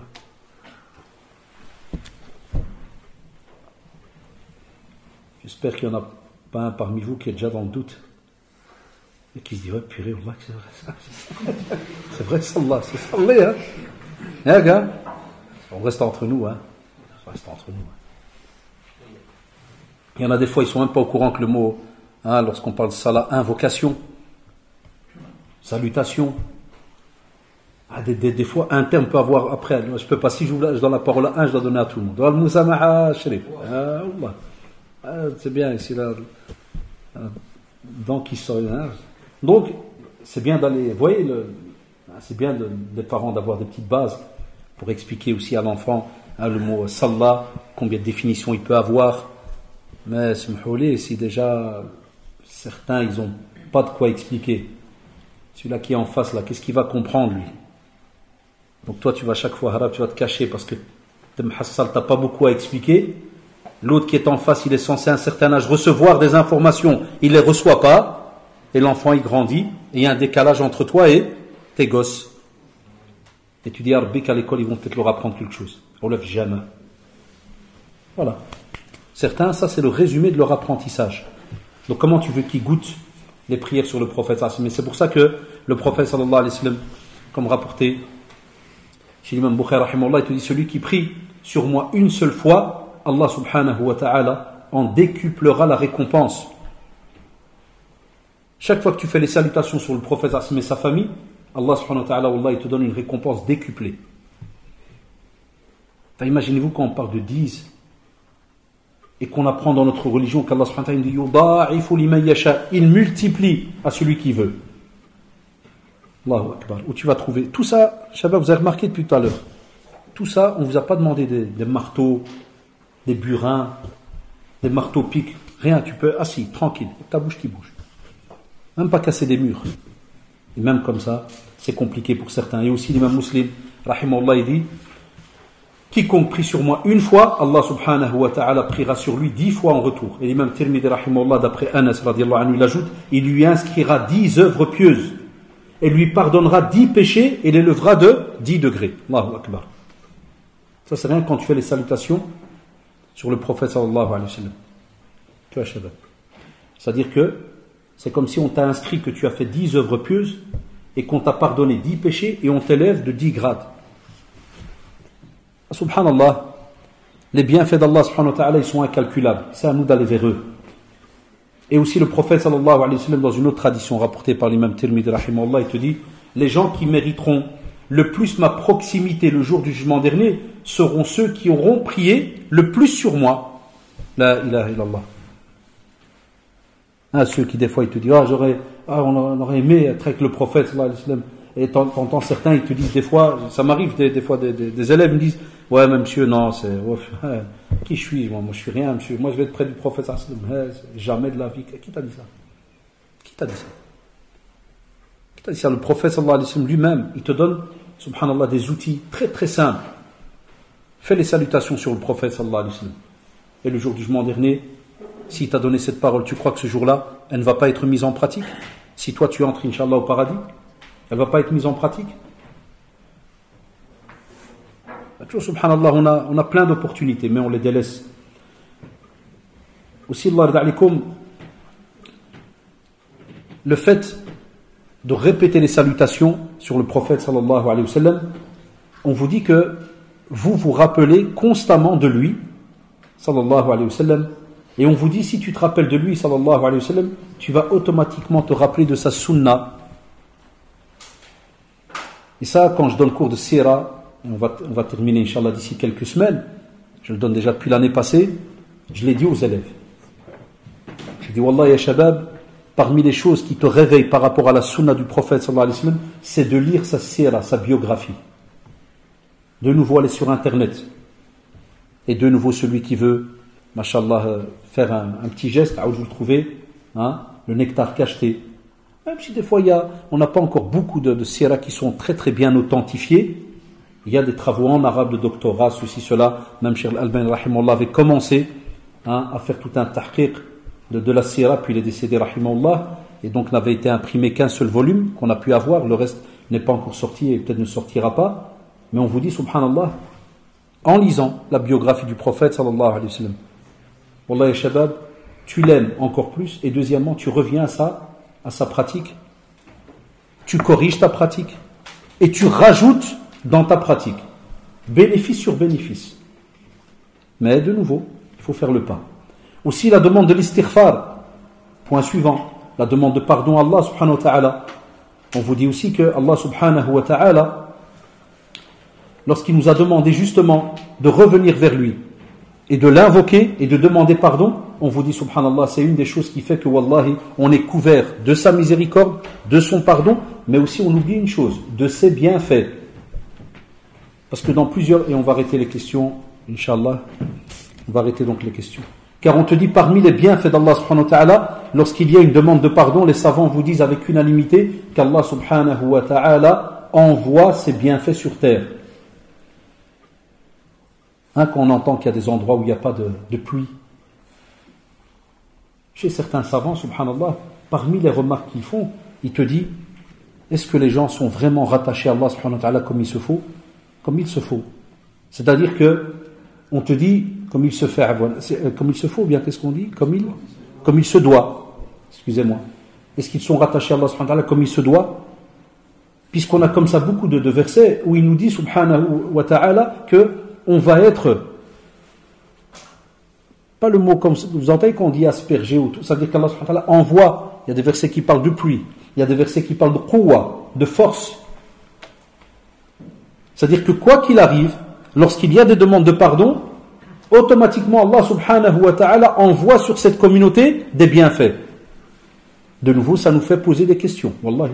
Ça nous pousse à se poser des questions, de se dire, tiens, comment se fait-il qu'on a des fois des endroits, même si ça peut être des terres musulmanes, hein, et qu'il n'y a rien. Des fois des sécheresses pendant des mois et des mois et des mois. Comment sont les croyants?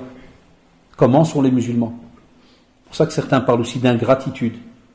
Ils sont des fois ingrats vis-à-vis d'Allah subhanahu wa ta'ala, mais parce que dès que ça intéresse, parce que ça fait un peu trop longtemps qu'il fait chaud, alors là, tout le monde commence à couler. Là, on te dit au contraire, ne tombe pas, ne sois pas de ces groupes-là de désobéissants tout le temps, et puis après, quand tu as besoin d'eau et ceci et cela, on commence à demander. C'est-à-dire, il y a une pratique en amont.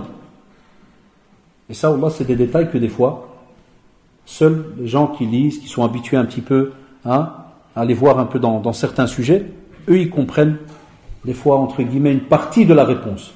Mais pourquoi on peut retrouver comme ça beaucoup de sécheresse et de manque dans certains donc de nos pays musulmans, parce que des fois il arrive que les musulmans eux-mêmes délaissent un tas de choses.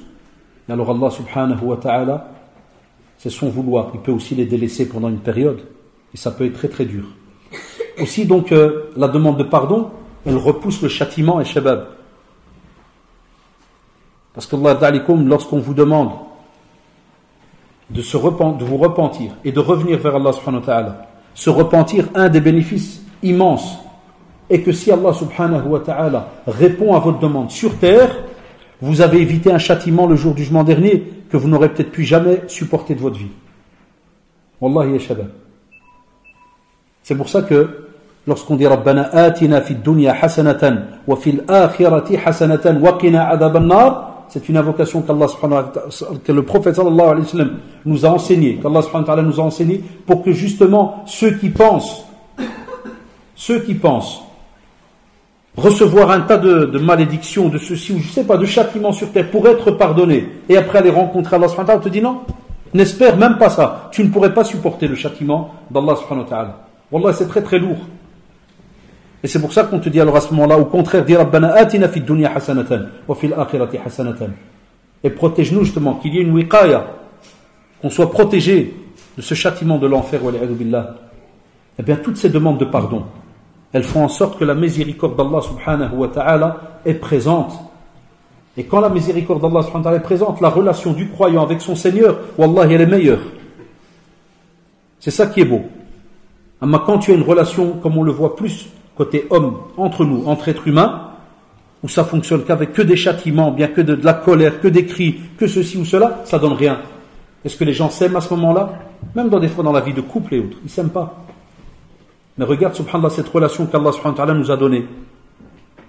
On lui demande pardon. C'est nous les fautifs, et on lui demande pardon, et il te pardonne. Allahu Akbar, où tu vas trouver ce bienfait immense? Et c'est pour cela que cette ni'ma nous a été donnée alors qu'on est encore sur terre. Amma, imaginez, ya shabab, quelques secondes, imaginez dans votre tête, s'il n'y avait pas eu le chapitre pardon. Allahu Akbar, comment il serait notre jugement? Ça serait mon séba, Allah. Toute une partie de notre vie, il se peut qu'elle soit pardonnée alors qu'on est encore sur terre. Tu vois la grandeur d'Allah subhanahu wa ta'ala, Ar-Rahman, Ar-Rahim. C'est pour ça que nous savons dit Rahmanun fi dunya et Rahimun fi l'akhirah. On aura encore une autre clémence le jour du jugement dernier. Avec tout ce qu'on a dit tout à l'heure avec les intercessions, le pardon d'Allah subhanahu wa ta'ala de par lui-même, sans qu'il y ait quoi d'autre que ce soit. C'est lui-même qui le décide et ainsi de suite. Aussi, Allah d'alikum, la demande de pardon fait que le croyant, il ne se laisse pas prendre par Satan, la'anahullah. Pourquoi? Parce que Satan, la'anahullah, un des rôles qu'il a, c'est de t'égarer d'Allah subhanahu wa ta'ala, mais parmi les manières qu'il va employer, c'est lesquelles? C'est de te faire croire que tu es foutu. Et quelqu'un qui pense qu'il est foutu, c'est quelqu'un qui automatiquement, soit il oublie qu'il y a le pardon, ou bien lui-même a mis une croix sur le pardon. Ce qui sous-entend un manque de confiance envers Allah subhanahu wa ta'ala. Imaginez comment fonctionne des fois cet être humain. Quand il te dit non, c'est foutu. Allahu Akbar, il te dit Ya ayyuhalladhina amanu tubu ila Allahi tawbatan nasuha. Il nous interpelle et nous demande de revenir vers Allah subhanahu wa ta'ala. Et toi, l'inverse. Tu dis non, il n'y a pas. Alors que c'est Allah subhanahu wa ta'ala qui t'interpelle. Pourquoi t'es-tu fermé la porte? Pourquoi tu as fermé la porte du pardon? Et on revient de nouveau à cette phrase. Allah subhanahu wa ta'ala n'a pas besoin de nous. Et même comme ça, subhanahu wa ta'ala, il te dit demande. Reviens vers moi. Qui sommes-nous, ya shabab? Billah alikum. Et il te demande, reviens vers moi. Et il y a beaucoup de sujets, c'est pour ça que je les ai un petit peu résumés. Et donc il y a aussi le délaissement des péchés et des mauvaises actions. Et je termine sur ce point-là. Quand tu vois le hadith de Nu'man ibn Bashir, radiallahu anhu, lorsque le prophète a dit al-halal bayyin, c'est-à-dire le licite est apparent, l'illicite est aussi apparent. Et entre les deux, il y a des sujets à confusion. Mais celui qui va craindre Allah subhanahu wa ta'ala et mettre un bouclier, tous ces sujets à confusion là, qu'est-ce qui te donne comme bénéfice? Faqad istabra'a li dinihi wa irdihi, deux choses. Enfin, subhanallah, ça veut dire quoi? Ça veut dire que tu vas devoir préserver. Et comment est-ce que tu vas préserver? Eh bien, on va te dire parmi les fruits où, lorsque tu délaisses quelque chose qui est illicite, et que tu délaisses quelque chose où tu as un doute, tu sens que ça va peut-être plus vers l'illicite, ou peut-être vers le licite. Mais le fait que, subhanallah, t'es pas sûr, t'as pas de certitude. On te dit, wallahi, en laissant cette chose où il y a un doute, et en allant vers ce qu'il n'y a pas de doute, tu viens de préserver ta religion et ton honneur. Shabab, deux fruits immenses. Deux fruits immenses. Deux bienfaits immenses. Arriver à préserver sa religion, son honneur, ton honneur, ta personne. Wallahi, c'est immense auprès d'Allah subhanahu wa ta'ala. Mais nous, on ne l'imagine pas. Nous, des fois, on entend qu'il y a des choses où il y a un doute, il vaut mieux pas s'en approcher. Et l'être humain, même comme ça, il te dit, en tout cas, Allah, vas-y. Et il met Allah subhanahu wa ta'ala dans l'histoire. Là, pose des questions. Tu vois qu'il y a un doute, qu'il n'y a pas de réponse, ceci, cela. Pose-toi la question, est-ce que c'est important pour ta vie? Est-ce que ça va peser sur la fin de ta journée ou la fin de ta vie même? Ou là, laisse-la. Et comme vous le savez, celui qui veut aussi montrer qu'il aime Allah subhanahu wa ta'ala et qu'il aime son prophète sallallahu alayhi wa sallam, qu'est-ce qu'il fait? Il délaisse les interdits. Il n'y a pas le choix. Celui qui dit aimer Allah subhanahu wa ta'ala, il suit le prophète sallallahu alayhi wa sallam. قُلْ إِن كُنْتُمْ تُحِبُّونَ اللَّهَ فَاتَّبِعُونِي يُحْبِبْكُمُ اللَّهُ. Tu suis le prophète sallallahu alayhi wa sallam, tu ne vas wallah, le suivre que dans le bien. Il n'y aura pas d'illicite. Tu le suis alors dans le bien. Qu'est-ce qu'il y a comme fruit? Allah subhanahu wa ta'ala t'aime. C'est dans le Coran. Il t'aime. Allahu Akbar, si Allah subhanahu wa ta'ala t'aime. Ça, on le voit dans un autre hadith Qudsi. Il n'y a pas plus grand bénéfice alors sur terre. Allah est à tes côtés, subhanahu wa ta'ala. Mais, de nouveau, quelle est la relation qu'on a aujourd'hui avec donc tous les moyens qui nous sont donnés entre les mains, et comment est-ce qu'on utilise tous ces moyens-là? Comment on est avec le licite, l'illicite? Comment est-ce qu'on fonctionne? Est-ce qu'on se laisse aller? Vous savez très bien qu'il y a des réalités. On se laisse aller par rapport à certaines choses. On ne se pose pas de questions des fois. Des fois on dit Dieu est grand, j'entends souvent ça. Dieu est pardonneur. Mais il est aussi celui qui détient le châtiment. Il est aussi celui qui est le roi du jour du jugement dernier. Il est aussi celui qui va établir, qui va déposer les balances, va dire voilà, dépose tes biens. Dépose tout ce que tu as fait comme bien là. Dépose tes bonnes actions, dépose les mauvaises. Ou bien, sharran yara. Il n'y a pas le choix. Tout va être déposé dans les balances. Alors imaginez-vous le regret qu'il y aura ce jour-là si jamais un acte illicite, soit tu t'es pas renseigné dessus, soit tu l'as rendu à l'aise comme si de rien n'était. Qu'est-ce que tu diras ce jour-là? Il y en a qui demanderont à Allah subhanahu wa ta'ala de revenir sur terre. Et on leur dira ce n'est qu'une simple parole qui a été dite. Ils ne pourront pas revenir. Ce n'est qu'une parole que eux disent. Ils peuvent dire ce qu'ils veulent maintenant, c'est trop tard. Plus personne ne reviendra après le jour du jugement dernier. C'est fini. Donc vous avez des occasions aussi, subhanallah, restez rattachés au licite, à tout ce qui est halal. Wallahi, ça dissipe les soucis, ça enlève les angoisses. Pourquoi? Parce que tout acte qui est beau et qui est aimé par Allah subhanahu wa ta'ala, wallahi shabab, il ne peut qu'apporter la joie à celui qui le met en pratique. Amma al-haram, vous l'avez remarqué. Toute personne, il n'y a pas un d'entre nous qui n'a pas un jour fait une erreur. Ça t'amène l'angoisse, le regret, la peur. Et pourquoi j'ai fait ça? Et j'aurais pas dû, et ceci et cela. Amma, je ne parle pas quand c'est ce qu'on appelle les grands péchés. Ça, on a vu.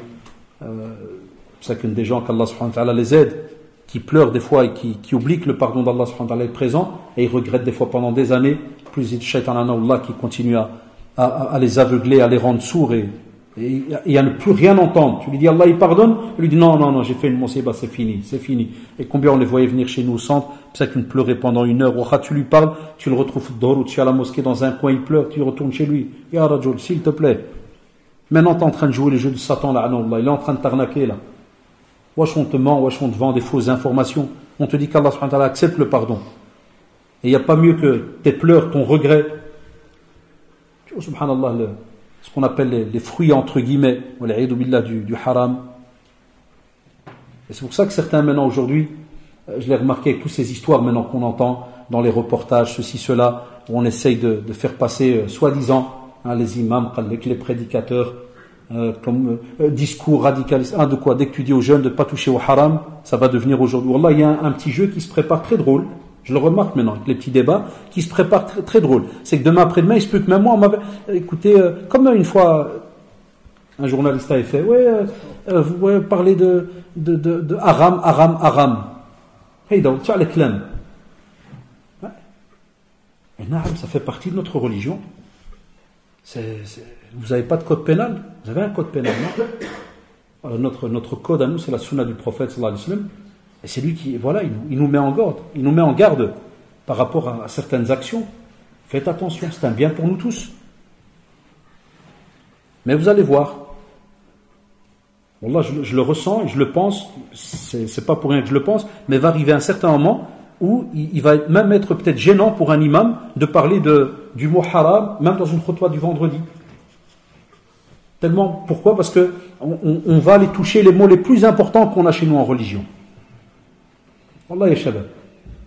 Le mot haram, le kaba'ir, kada, on va les toucher. Ce qui est fornication, adultère, kada, on va dire non, mais écoutez, liberté. Oui, il n'y a pas de souci. C'est normal, il n'y a pas de souci. Chaque être humain fait ce qu'il veut. Mais si on est dans la sphère entre musulmans, on se conseille. On a des codes, on a des règles. Vous ne pouvez pas nous enlever ça. On va le mettre dans les chapitres entre guillemets radicalisme ou ceci ou cela, ou bien discours radical ou non, jamais de la vie. Au contraire, c'est un bien pour cette personne. Donc vous voyez pourquoi c'est quelque chose d'important. Si ça a été cité dans le Coran et la Sunna, c'est que ça a son importance dans la vie d'un musulman. Et je termine parce que toute votre vie est comme un examen. Et la fin de l'examen, ça sera le jour du jugement dernier. Maintenant, vous êtes dans l'examen, là. C'est comme si vous préparez la réussite. Et vous allez être attaqué de toutes parts, par un tas de petites choses. Vous allez être joyeux, d'après ce que vous allez avoir comme réaction, bien d'après quel programme vous allez mettre. Ça, c'est la vie d'un musulman. Et il avance au fur et à mesure. Enfin voilà, les shabab, il y a encore là, plein de sujets. J'ai encore plusieurs ici. Mais si on n'arrive rien qu'à, c'est le but un peu des rappels que je fais chaque fois avec vous, c'est pour vous attirer à les lire. Et aller voir un peu plus loin tous ces sujets-là. Eh bien, vous allez voir avec tous ces rappels qu'on fait. Il y a, mashallah, un tas d'actes d'adoration, comme vous les avez vus. On en parle presque depuis, on a commencé à 6 heures. La conférence, on a arrêté juste pour prier un petit 20 minutes et maintenant il est quasi 8 heures. Donc, mashallah, plus d'1 heure et demie. Combien de fruits on a cités, de rappels pour quelques actes d'adoration? Combien est-ce qu'on en a, tabarakallah, dans notre religion? Et côté pratique, Inch'Allah, on va un peu voir ce qui nous est donc demandé.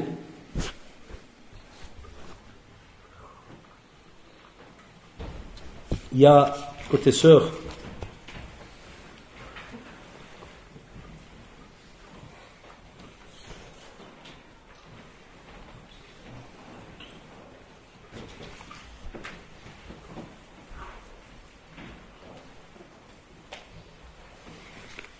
comme je dis toujours, que ce soit les frères et sœurs, des fois on m'écrit des questions, mais prenez toujours le temps de bien les formuler, comme ça je peux vous comprendre. Ou sinon, il y en a après, ils me disent, c'était important, vous l'avez. Comment doit sortir la salat? Donc ça doit être istikhara, mariage, conflit avec future belle-sœur. Est-ce un signe pour arrêter? Est-ce que ça peut causer des soucis avec mon futur mari? Car avec lui, alhamdoulilah. Moi je dirais, d'après ce que j'ai compris, que la personne veut, donc comment doit sortir, parce que ça n'existe pas comment doit sortir l'istikhara. Donc est-ce que la personne veut faire une prière d'istikhara pour voir avant de se marier? Parce qu'avant même de se marier, cette sœur a déjà un conflit avec la future belle-sœur. Peut-être qu'elle se dit, je vais, en faisant la prière de Stikhara, si jamais, parce qu'elle dit, est-ce un signe pour arrêter? Donc la question elle est un peu, donc si jamais elle fait cette prière donc de Stikhara, est-ce que si jamais il y a un signe, est-ce que ça peut être une cause donc d'arrêter ce qu'on appelle la démarche là, pour se marier, alors que avec le futur mari, il n'y a pas de souci. Alors, si on part sur une autre idée, très simple, qui peut être attachée à celle-là, c'est que, je dis toujours à nos jeunes, je sais que c'est très compliqué, mais je dis toujours à nos jeunes, vous devez être honnête. Qu'est-ce que vous êtes capable d'assumer? Wallah, point barre. Qu'est-ce que vous êtes capable d'assumer? Nous, on sait très bien que dans un couple, ce qui prime, c'est le mari et l'épouse. Ça, c'est ce qu'on appelle le noyau. Ça, c'est la forteresse, là. Voilà, ça, c'est le château. Toi, ton épouse. Après, le premier groupe qui est autour de toi, très très important, les parents, beaux-parents. Mais si le noyau, il est bon, les parents et beaux-parents, ils vont suivre. Même si ils s'attachent au plafond. Ils vont suivre. Alors, parce qu'ils savent que vous n'allez jamais dépasser les limites avec eux. Car vous craignez Allah subhanahu wa ta'ala. Ta belle-mère, elle est comme ta mère, ton beau-père, il est comme ton père, et vice-versa pour l'épouse. La même chose. Chacun de nous, quand on se marie, on gagne, on a 2 parents. On a 2 pères et 2 mères. C'est comme ça. En vérité, c'est une ni'ma, ça. Même si ta belle-mère, elle peut être une afrita qui fabrique des afarit. C'est-à-dire, elle a même une société qui fabrique des jnoun. C'est un bienfait pour toi. Pourquoi? Parce qu'au plus tu se barres, c'est comme si tu patientes avec ta mère. Tu as des hasanat ou pas? Tu as des hasanat. Mais si on est unis, si quand la belle-mère fait quelque chose, c'est le mari qui parle, parce que c'est sa mère. Si la belle-mère fait quelque chose, et c'est la mère de la fille, c'est la fille qui parle. Parce que quand on se parle entre père ou bien mère et enfant, même si on s'énerve le soir même, ça reste ta mère. Le lendemain, de nouveau, c'est ta mère, tu peux revenir, t'embrasses la tête, walida, nana, petit cadeau, ça passe. Mais quand c'est le beau-fils qui va parler avec la belle-mère, t'es qui toi? T'es qui? Tu m'as volé ma fille, tu fais le malin ici, t'es qui? Ah, mais c'est la vérité, c'est comme ça que ça se passe. J'ai 15 ans que j'ai subi ça pendant des années au centre islamique. Et dans la belle-mère qui me dit, qui est ce type? C'est ton beau-fils. Toujours la même question.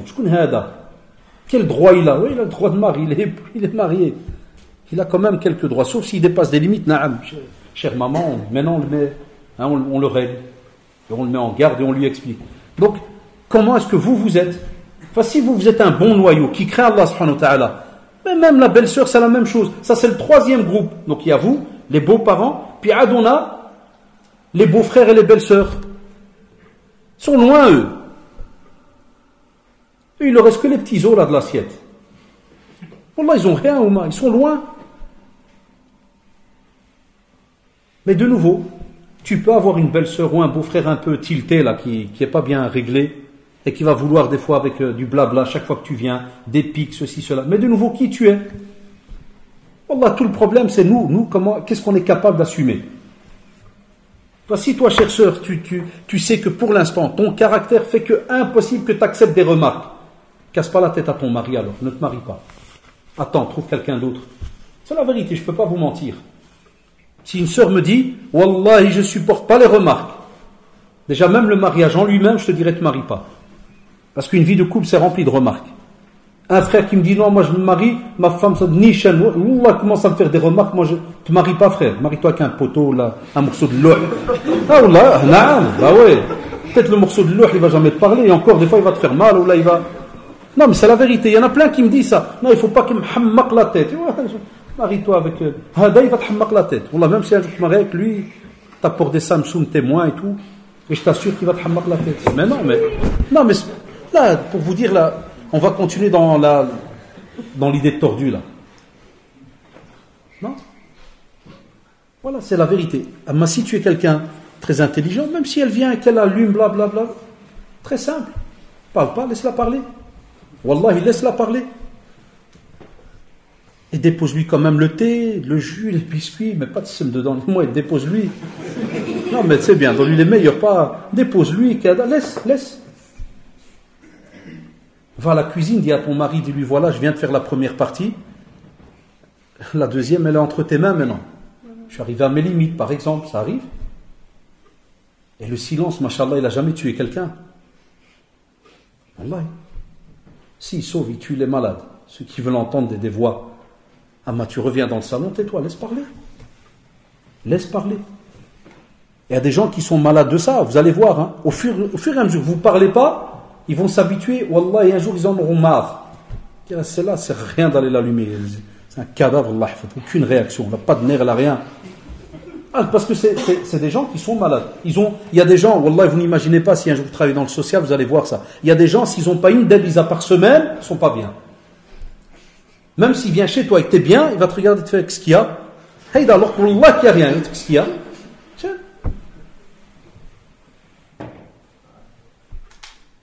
Ah, là, je travaillais au centre islamique et j'avais des fois des personnes âgées. Je viens, je mets la chaise là parce que je vais avoir un date. Il va se lever. Et je sais que c'est un haineux. Je suis habitué là. J'étais habitué 15 ans. Je connais pas. Et il vient, il prend la chaise et met crac. Et nous, c'est parce qu'il y a une petite caméra pour côté l'étage en bas. Qu'est-ce que tu fais? Tu casses la chaise sur lui là. Et des fois, je le regarde. Et je reviens, je remets la chaise en face. Et moi, je ne savais pas que. Voilà, il est comme ça. Ah, d'après un autre, il m'a dit il y a des caïennes. Il y a 20 ans qu'il prie, tout le temps il doit bouger les chaises. Ah, là, on ne sait pas. Jusqu'à aujourd'hui, on ne sait pas. J'ai passé 15 ans de ma vie là-bas au centre, toute la semaine. Qu'est-ce que tu fais? Ben, dans les familles, la même chose. Alors, vous allez ouvrir la porte à chaque fois répondre, vous n'êtes pas bien. Vous pouvez pas, même si tu fais l'istikhara 20 fois.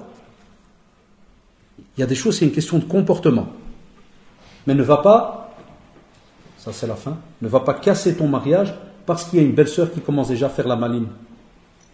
Non, si toi, alhamdoulilah, tu te sens capable, et c'est juste que tu as un petit doute, mais tu te sens capable, et que ton mari te dit, moi, t'inquiète,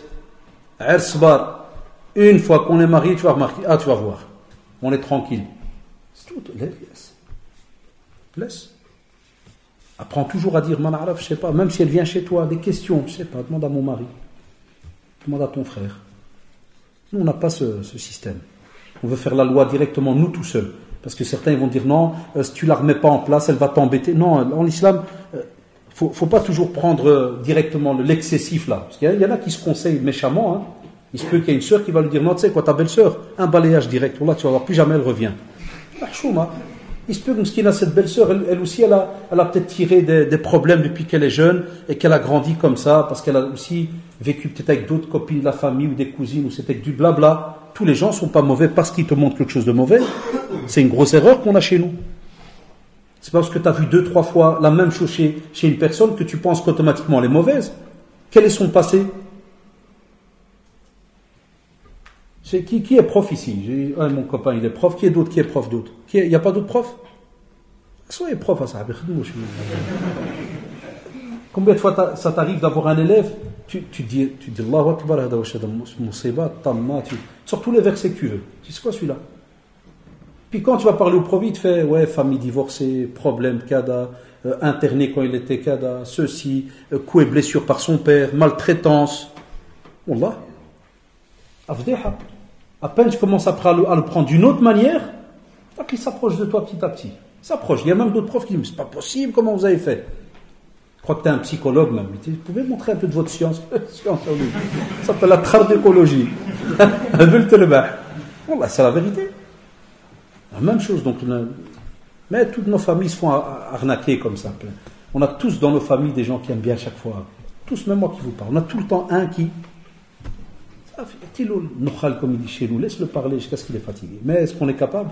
Invoque Allah pour lui, pas contre lui, pour lui. On a plein de choses, il faut les faire. Une sœur dit, voilà, c'est presque les mêmes problèmes. Chaque semaine, partout, ça revient. qu'Allah guide des fois nos maris. Et, bon, elle dit, voilà, j'ai 30 ans, mon mari ne fait pas attention à moi, mais je l'aime bien, mais il n'a pas de temps pour moi. Comment faire pour surmonter tout ça, car je prie, mais je suis pris par toute cette histoire. Et une autre sœur, dans le même système, elle dit, mon mari prie, regardez, subhanallah, elle dit, mon mari prie 7 heures par jour, avec Qiyam al-Layl, il travaille 7 heures et il dort 7 heures. Donc 7, 14, 21. Combien il reste? 3 heures. Alors enlève la nourriture, 20 minutes pour le ghda, je ne sais pas combien il mange par jour. Parce qu'il dit, il n'y a rien. Il n'a pas de temps pour moi, ni pour nos enfants, j'ai 3 filles, pas d'éducation ni responsabilité, pas de chef de maison, il n'y a rien. Que puis-je faire? Voilà, je suis fatigué, trop de responsabilités pour moi et trop seul. Ça, c'est les crises qu'on a maintenant dans les couples. Ça va. Il y a la future génération, on espère, wallahi. Vous savez, je vais vous parler avec toute franchise, je ne vais pas faire semblant. On est prédicateurs, vous croyez qu'on est des princes. Nous, comme on est nés les premiers ici, on a reçu le Baxter de nos parents. Vous me suivez? On n'avait ni internet, ni téléphone, ni livre, il n'y avait rien. Fin des années 60, quand on est né, il n'y avait rien. Et nos parents avaient la base, la prière, et encore s'il était à la maison, parce que des fois il travaillait en dehors de Bruxelles, et je me rappelle mon père, il pouvait rester une semaine et rentrer que le samedi, parce qu'il travaillait dans les Ardennes. Il rentre. Et donc imaginez à Shabab, pas de téléphone, pas de télé, wallah, même la télé, il n'y avait pas internet, ça, non, c'est inconnu, si tu m'aurais parlé d'internet, c'est le monde des djinns, il n'y a rien. Ah ouais, tu vas me dire, t'as appuyé une photo. Donc, vous, certains, ils ne savent pas de quoi je parle maintenant. La vérité, c'est vrai ou pas? Il y a certains d'entre vous, ils ont grandi dans internet. M'entendre parler, ils doivent dire de quoi ils parlent. Alors qu'on est né ici en Europe. Je serais venu du fin fond du Jebel, ouais, tu m'as dit c'est normal la montagne. Non, ici, Molen, maritime. Molenbeek, excusez-nous. C'est Molenbeek. Qu'est-ce qui se passe? Nos parents, ils nous ont donné le minimum, ce qu'ils ont pu. Et ils nous ont mis à la mosquée pour que, soi-disant, ceux qui s'occupaient de nous allaient nous donner certaines choses. Il y en a qui nous ont rien donné. Et puis on arrivait à une année où on en a eu certains qui nous ont donné des choses. Mais la vérité, tous les conseils sur le mariage, c'est quoi la vie de couple en islam, comment était le prophète dans sa vie, kada, ceci, cela, on ne l'a pas eu. Et je vais plus loin, ya shabab. Nos parents, les anciens, ils avaient de la hchouma, ils avaient de la pudeur, mais d'être le hchouma exagéré. C'est-à-dire que par exemple, tu vas presque jamais entendre ton père devant toi dire à ta mère Allah yarda alik, el habiba diali, Allah yarda aliko. Non, c'était tabou. Tu les vois partir. Tu vois qu'ils rigolent à la déposée de Tanjara, ils rigolent, ils vont à la cuisine, puis ils rigolent, puis ils reviennent. Puis quand des fois tu dis qu'est-ce qui se passe, puis cool. Ça ou là, c'est juste. Ouais, nous, quand on s'est mariés, c'est vrai. Il y a eu beaucoup de notre génération ont eu quelques problèmes. Parce que certains, ils ont voulu refaire le même système que les parents. Genre, Maral, tu vois, elle s'appelle Ho. Elle n'a pas de prénom, elle n'a rien. Et il connaît, donne-moi, apporte-moi, fais-moi. 2-3 verbes. Et naam. C'est tout. Et ils viennent chez nous au bureau depuis 20 ans qu'on est dans la da'wa, 26 ans maintenant, et ils viennent tout le temps avec les mêmes histoires. Mais Shabab, maintenant, quand on voit des sœurs, 30 ans, c'est la génération des années quoi? C'est plus la génération où il n'y avait rien. Donc on va rester dans la même situation. Et même les jeunes qui sont maintenant entre guillemets modernes et qui ont Internet, qui ont les livres, ils ont 50 sujets que j'ai fait sur le mariage, de tous les côtés. Et même comme ça, Walou, là il n'y a pas d'excuse, Salah. Parce que nous, moi, on peut dire, voilà, pour certains, et je le dis, on a grandi avec des caractères. C'est comme un bête exemple. Là, j'en prends la responsabilité de ce que je dis, hein. Même si peut-être l'ouali dit, mais je l'ai déjà dit. Nous maintenant, avec nos petits-enfants, quand on les prend, je t'aime, al-habib diali, on le met là, yak, hein, mon petit amour, mon petit... Nous, ma génération n'a pas connu, je t'aime, al-habib diali, mon petit amour. Non, Allah, je m'en parle, bichad, wallahi. Même des fois, quand je rigole avec mon père, il me dit, c'est bien, en ce temps-là, c'était Tamara. Il veut te faire comprendre que... Et des fois, quand je vais taquiner certains de la famille pour dire, est-ce que le grand-père... regardez, c'est un héritage. Est-ce que le grand-père avait ceci? Il dit, non, le grand-père, c'était un tsiqa, c'est un askari, tu vois, genre militaire. C'était comme ça ou là. Donc, t'as pas eu, tu sais pas donner. Toi, tu n'as pas de nouveau eu, tu sais pas donner. Et Allah fait ça se transmet de génération en génération. Al-Musiba. C'est pour ça qu'aujourd'hui, on a même si on a tous ces outils entre les mains, et on a beaucoup de gens qui ne veulent pas changer. Vous avez des bienfaits, ya shabab, wallah, que nous, on n'a pas eu. Alors qu'on est né dans le même pays que vous, mais on n'a pas eu les mêmes outils que vous. Maintenant, vous avez tout. Des fois même trop, comme vous dites. Conférences, CD, DVD, tout ce que tu veux. Le mariage, 500 000 conférences. Wallah, elle écoute. Mais, regardez, tout le temps les mêmes histoires. Alors qu'il y a des histoires comme la deuxième sœur, ça s'est passé au temps du prophète, sallallahu alayhi wa sallam, où le compagnon, l'épouse, elle se plaint, elle fait comprendre. Subhanallah. Il y a des choses qui se passaient au temps du prophète que s'il fallait le faire aujourd'hui, je crois que certains, Allah dit, divorcent en 2 secondes. Regarde les vrais gens d'avant. Femme compagnon qui dit à un autre compagnon, dit voilà mon mari, regardez avec Abu Dhar al-Ghifari, radiyallahu anhu, et autres. Certains compagnons, l'amour qu'ils avaient vis-à-vis du prophète et d'Allah subhanahu wa ta'ala, ils passaient la nuit à prier et le jour à siyam. Jusqu'à ce que la femme elle laisse aller. L'autre compagnon, il le remarque. Omar radiyallahu anhu, c'est quelqu'un qui remarquait, il venait, il parlait, il osait parler. Et bien d'autres compagnons. Et après, on voit dans la sunna, on apprend, subhanallah, que wali jasadika alayka haqq, tu as des obligations, subhanallah. Et ton corps, il a des droits. Ta famille, tu as des obligations envers elle. Ils ont des droits. Ta religion, dans tous les domaines de ta vie. Et le prophète m'a laissé une tradition authentique dans ce domaine. Wallahi ya shabab, si ce mari, ce qui est dommage, il n'est peut-être pas avec nous, mais si ce mari pense qu'en faisant 7-7-7, il est, mashallah, dans la sunna, wallahi, il se trompe. Wallahi, il a dit la ilaha illahu.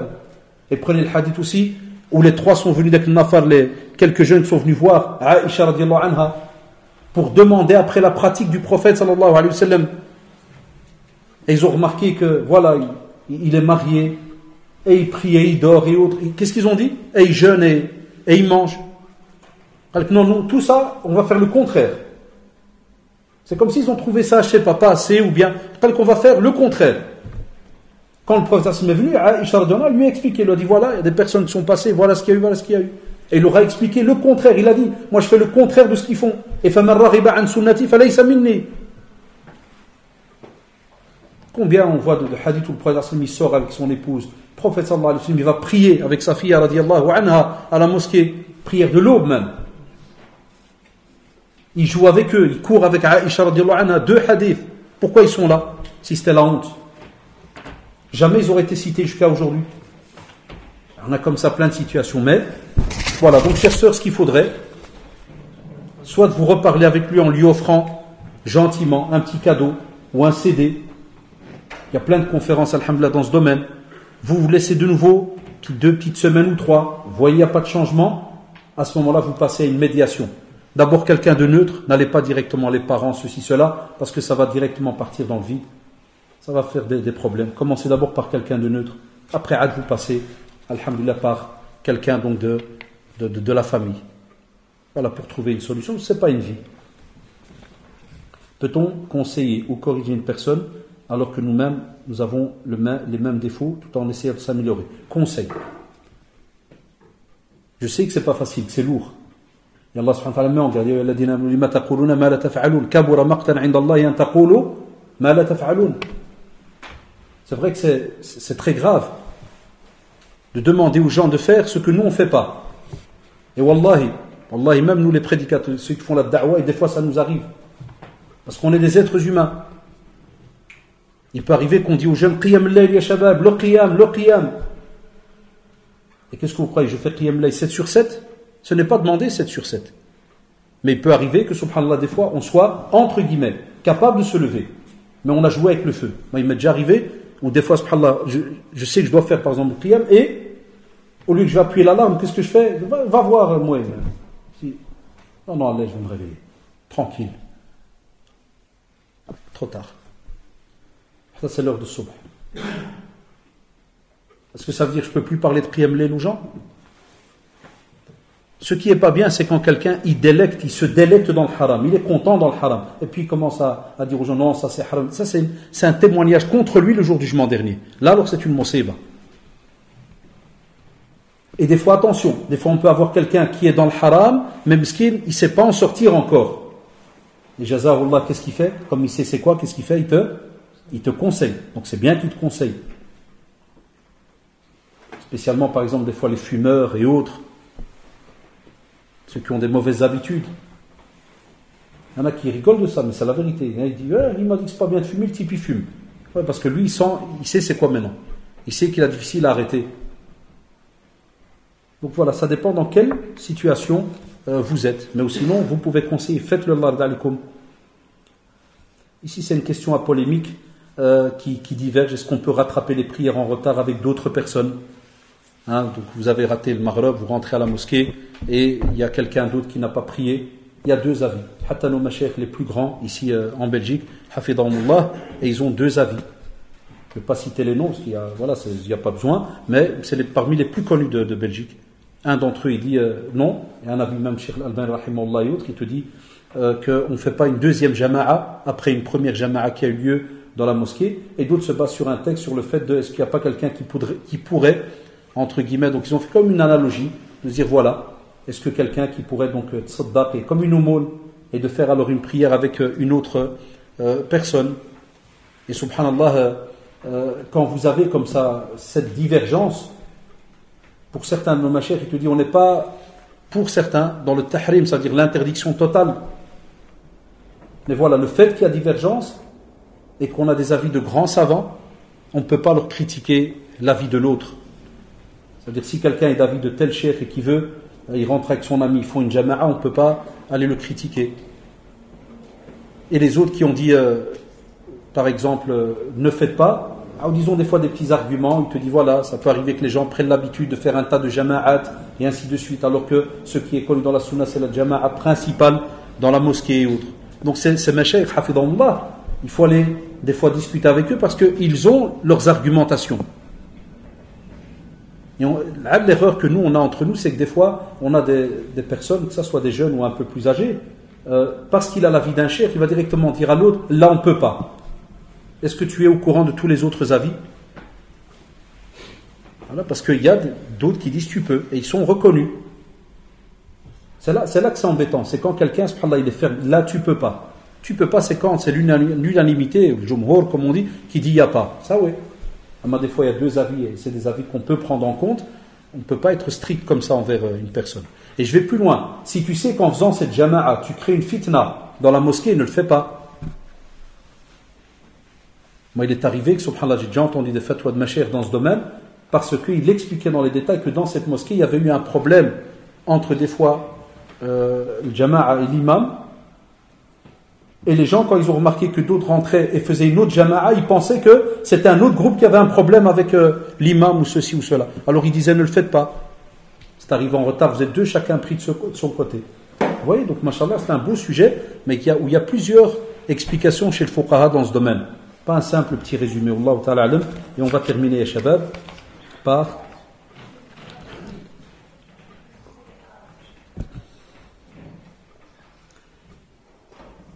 ça, c'est la question sur qui a aussi divergence là-dessus, sur le pèlerinage de la fille qui a aucun mahram, elle n'a rien.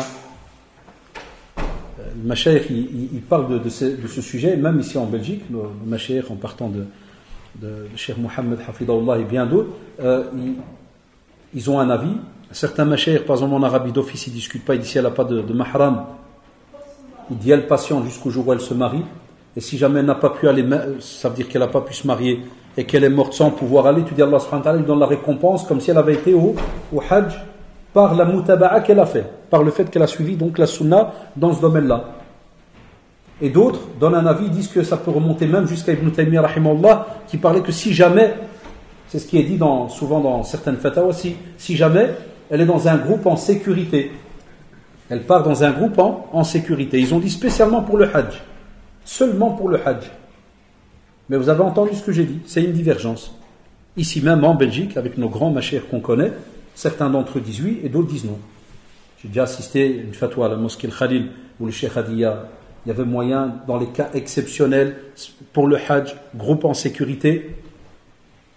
Des fois, le cheikh aussi disait, regardez, c'est pas toujours une seule sans explication. Des fois, il disait, si la personne, elle sait qu'elle est dans un exemple. Une fois, j'avais entendu dans une des fatwas, si la personne, elle a 18, 19 ans, elle sait qu'Inch'Allah, elle va peut-être se marier d'ici un an, qu'elle est tout, patiente, comme ça, tu vas avec ton mari. Donc, vous voyez, les portes.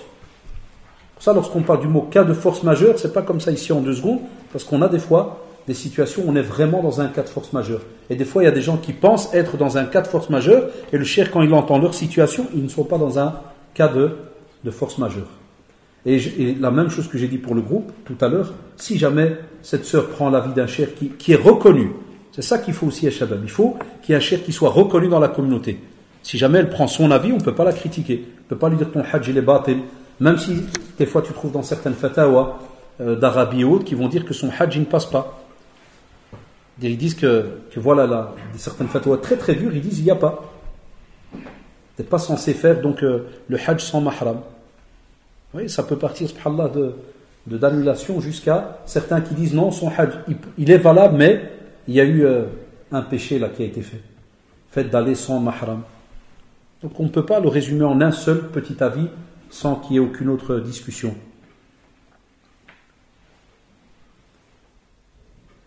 Et donc aussi parmi quelqu'un qui essaie d'améliorer donc son comportement depuis des années, mais j'éprouve particulièrement de la difficulté avec ma famille et c'est un manque de sincérité, non?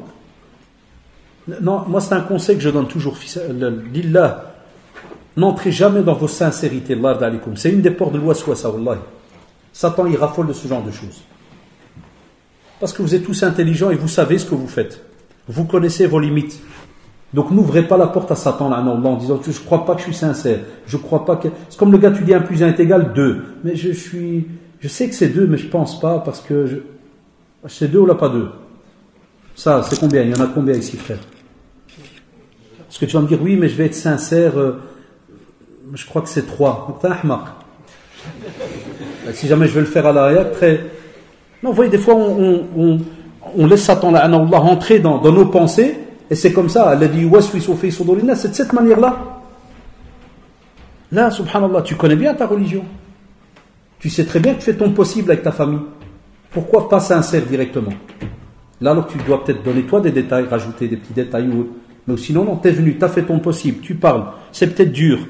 Des fois, tu n'as pas la force de le faire. Allah subhanahu wa ta'ala voit ta capacité et ce que tu es capable, comme vous le savez, de faire avec ta famille. Et les limites que tu as. Et j'ai des problèmes digestifs et le jeûne aggrave mes problèmes de santé.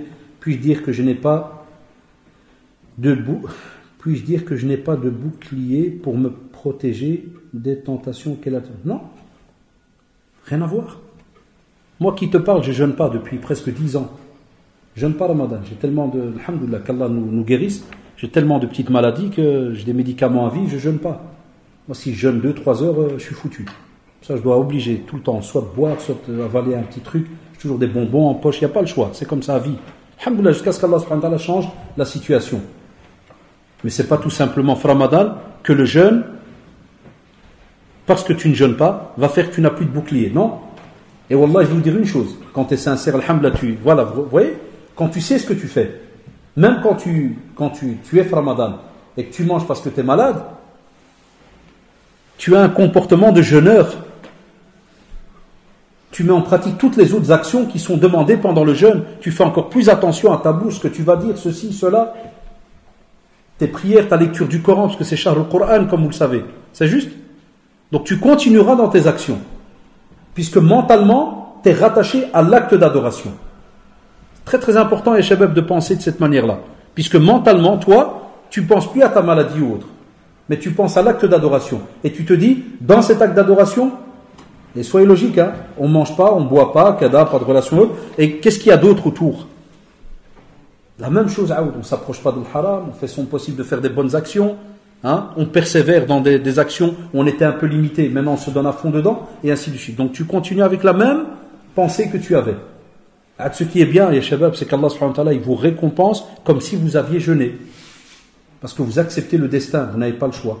Wallahu ta'ala alam. On va s'arrêter là, je crois, il est important. اللهم أرنا الحق حقا وارزقنا اتباعه اللهم أرنا الحق حقا وارزقنا اتباعه وأرنا الباطل باطلا وارزقنا اجتنابه وأرنا الباطل باطلا وارزقنا اجتنابه اللهم إنك عفو كريم تحب العفو فاعف عنا اللهم إنك عفو كريم تحب العفو فاعف عنا اللهم سدد خطانا اللهم سدد خطانا اللهم وفقنا لما تحبه وترضاه اللهم وفقنا لما تحبه وترضاه اللهم ارحم والدينا اللهم ارحم والدينا وارحم مشايخنا اللهم ارحم مشايخنا ربنا آتنا في الدنيا حسنة وفي الآخرة حسنة وقنا عذاب النار سبحانك اللهم وبحمدك نشهد أن لا إله إلا أنت أستغفرك وأتوب إليك سبحان ربك رب العزة عما يصفون وسلام على المرسلين والحمد لله رب العالمين وبارك الله فيكم et je vous donne rendez-vous Inch'Allah pour le 2 janvier au centre islamique Inch'Allah samedi 2 janvier je ne veux pas embêter hein 2 janvier donc c'est normalement après le Maghreb c'est toujours après le Maghreb je ne veux pas embêter toujours le même frère s'il y a quelqu'un qui monte vers Berkem s'il y a quelqu'un qui habite les alentours de Berkem un détour. Hein? Ouais, parce que je l'embête tout le temps. Mais toi, tu vas de l'autre côté, Adi revient jusque je sais pas où là. Ça te dérange pas? Non, ça me dérange. Exactement, parce que ça fait 10 fois qu'il monte là. Barakallahu fikoum.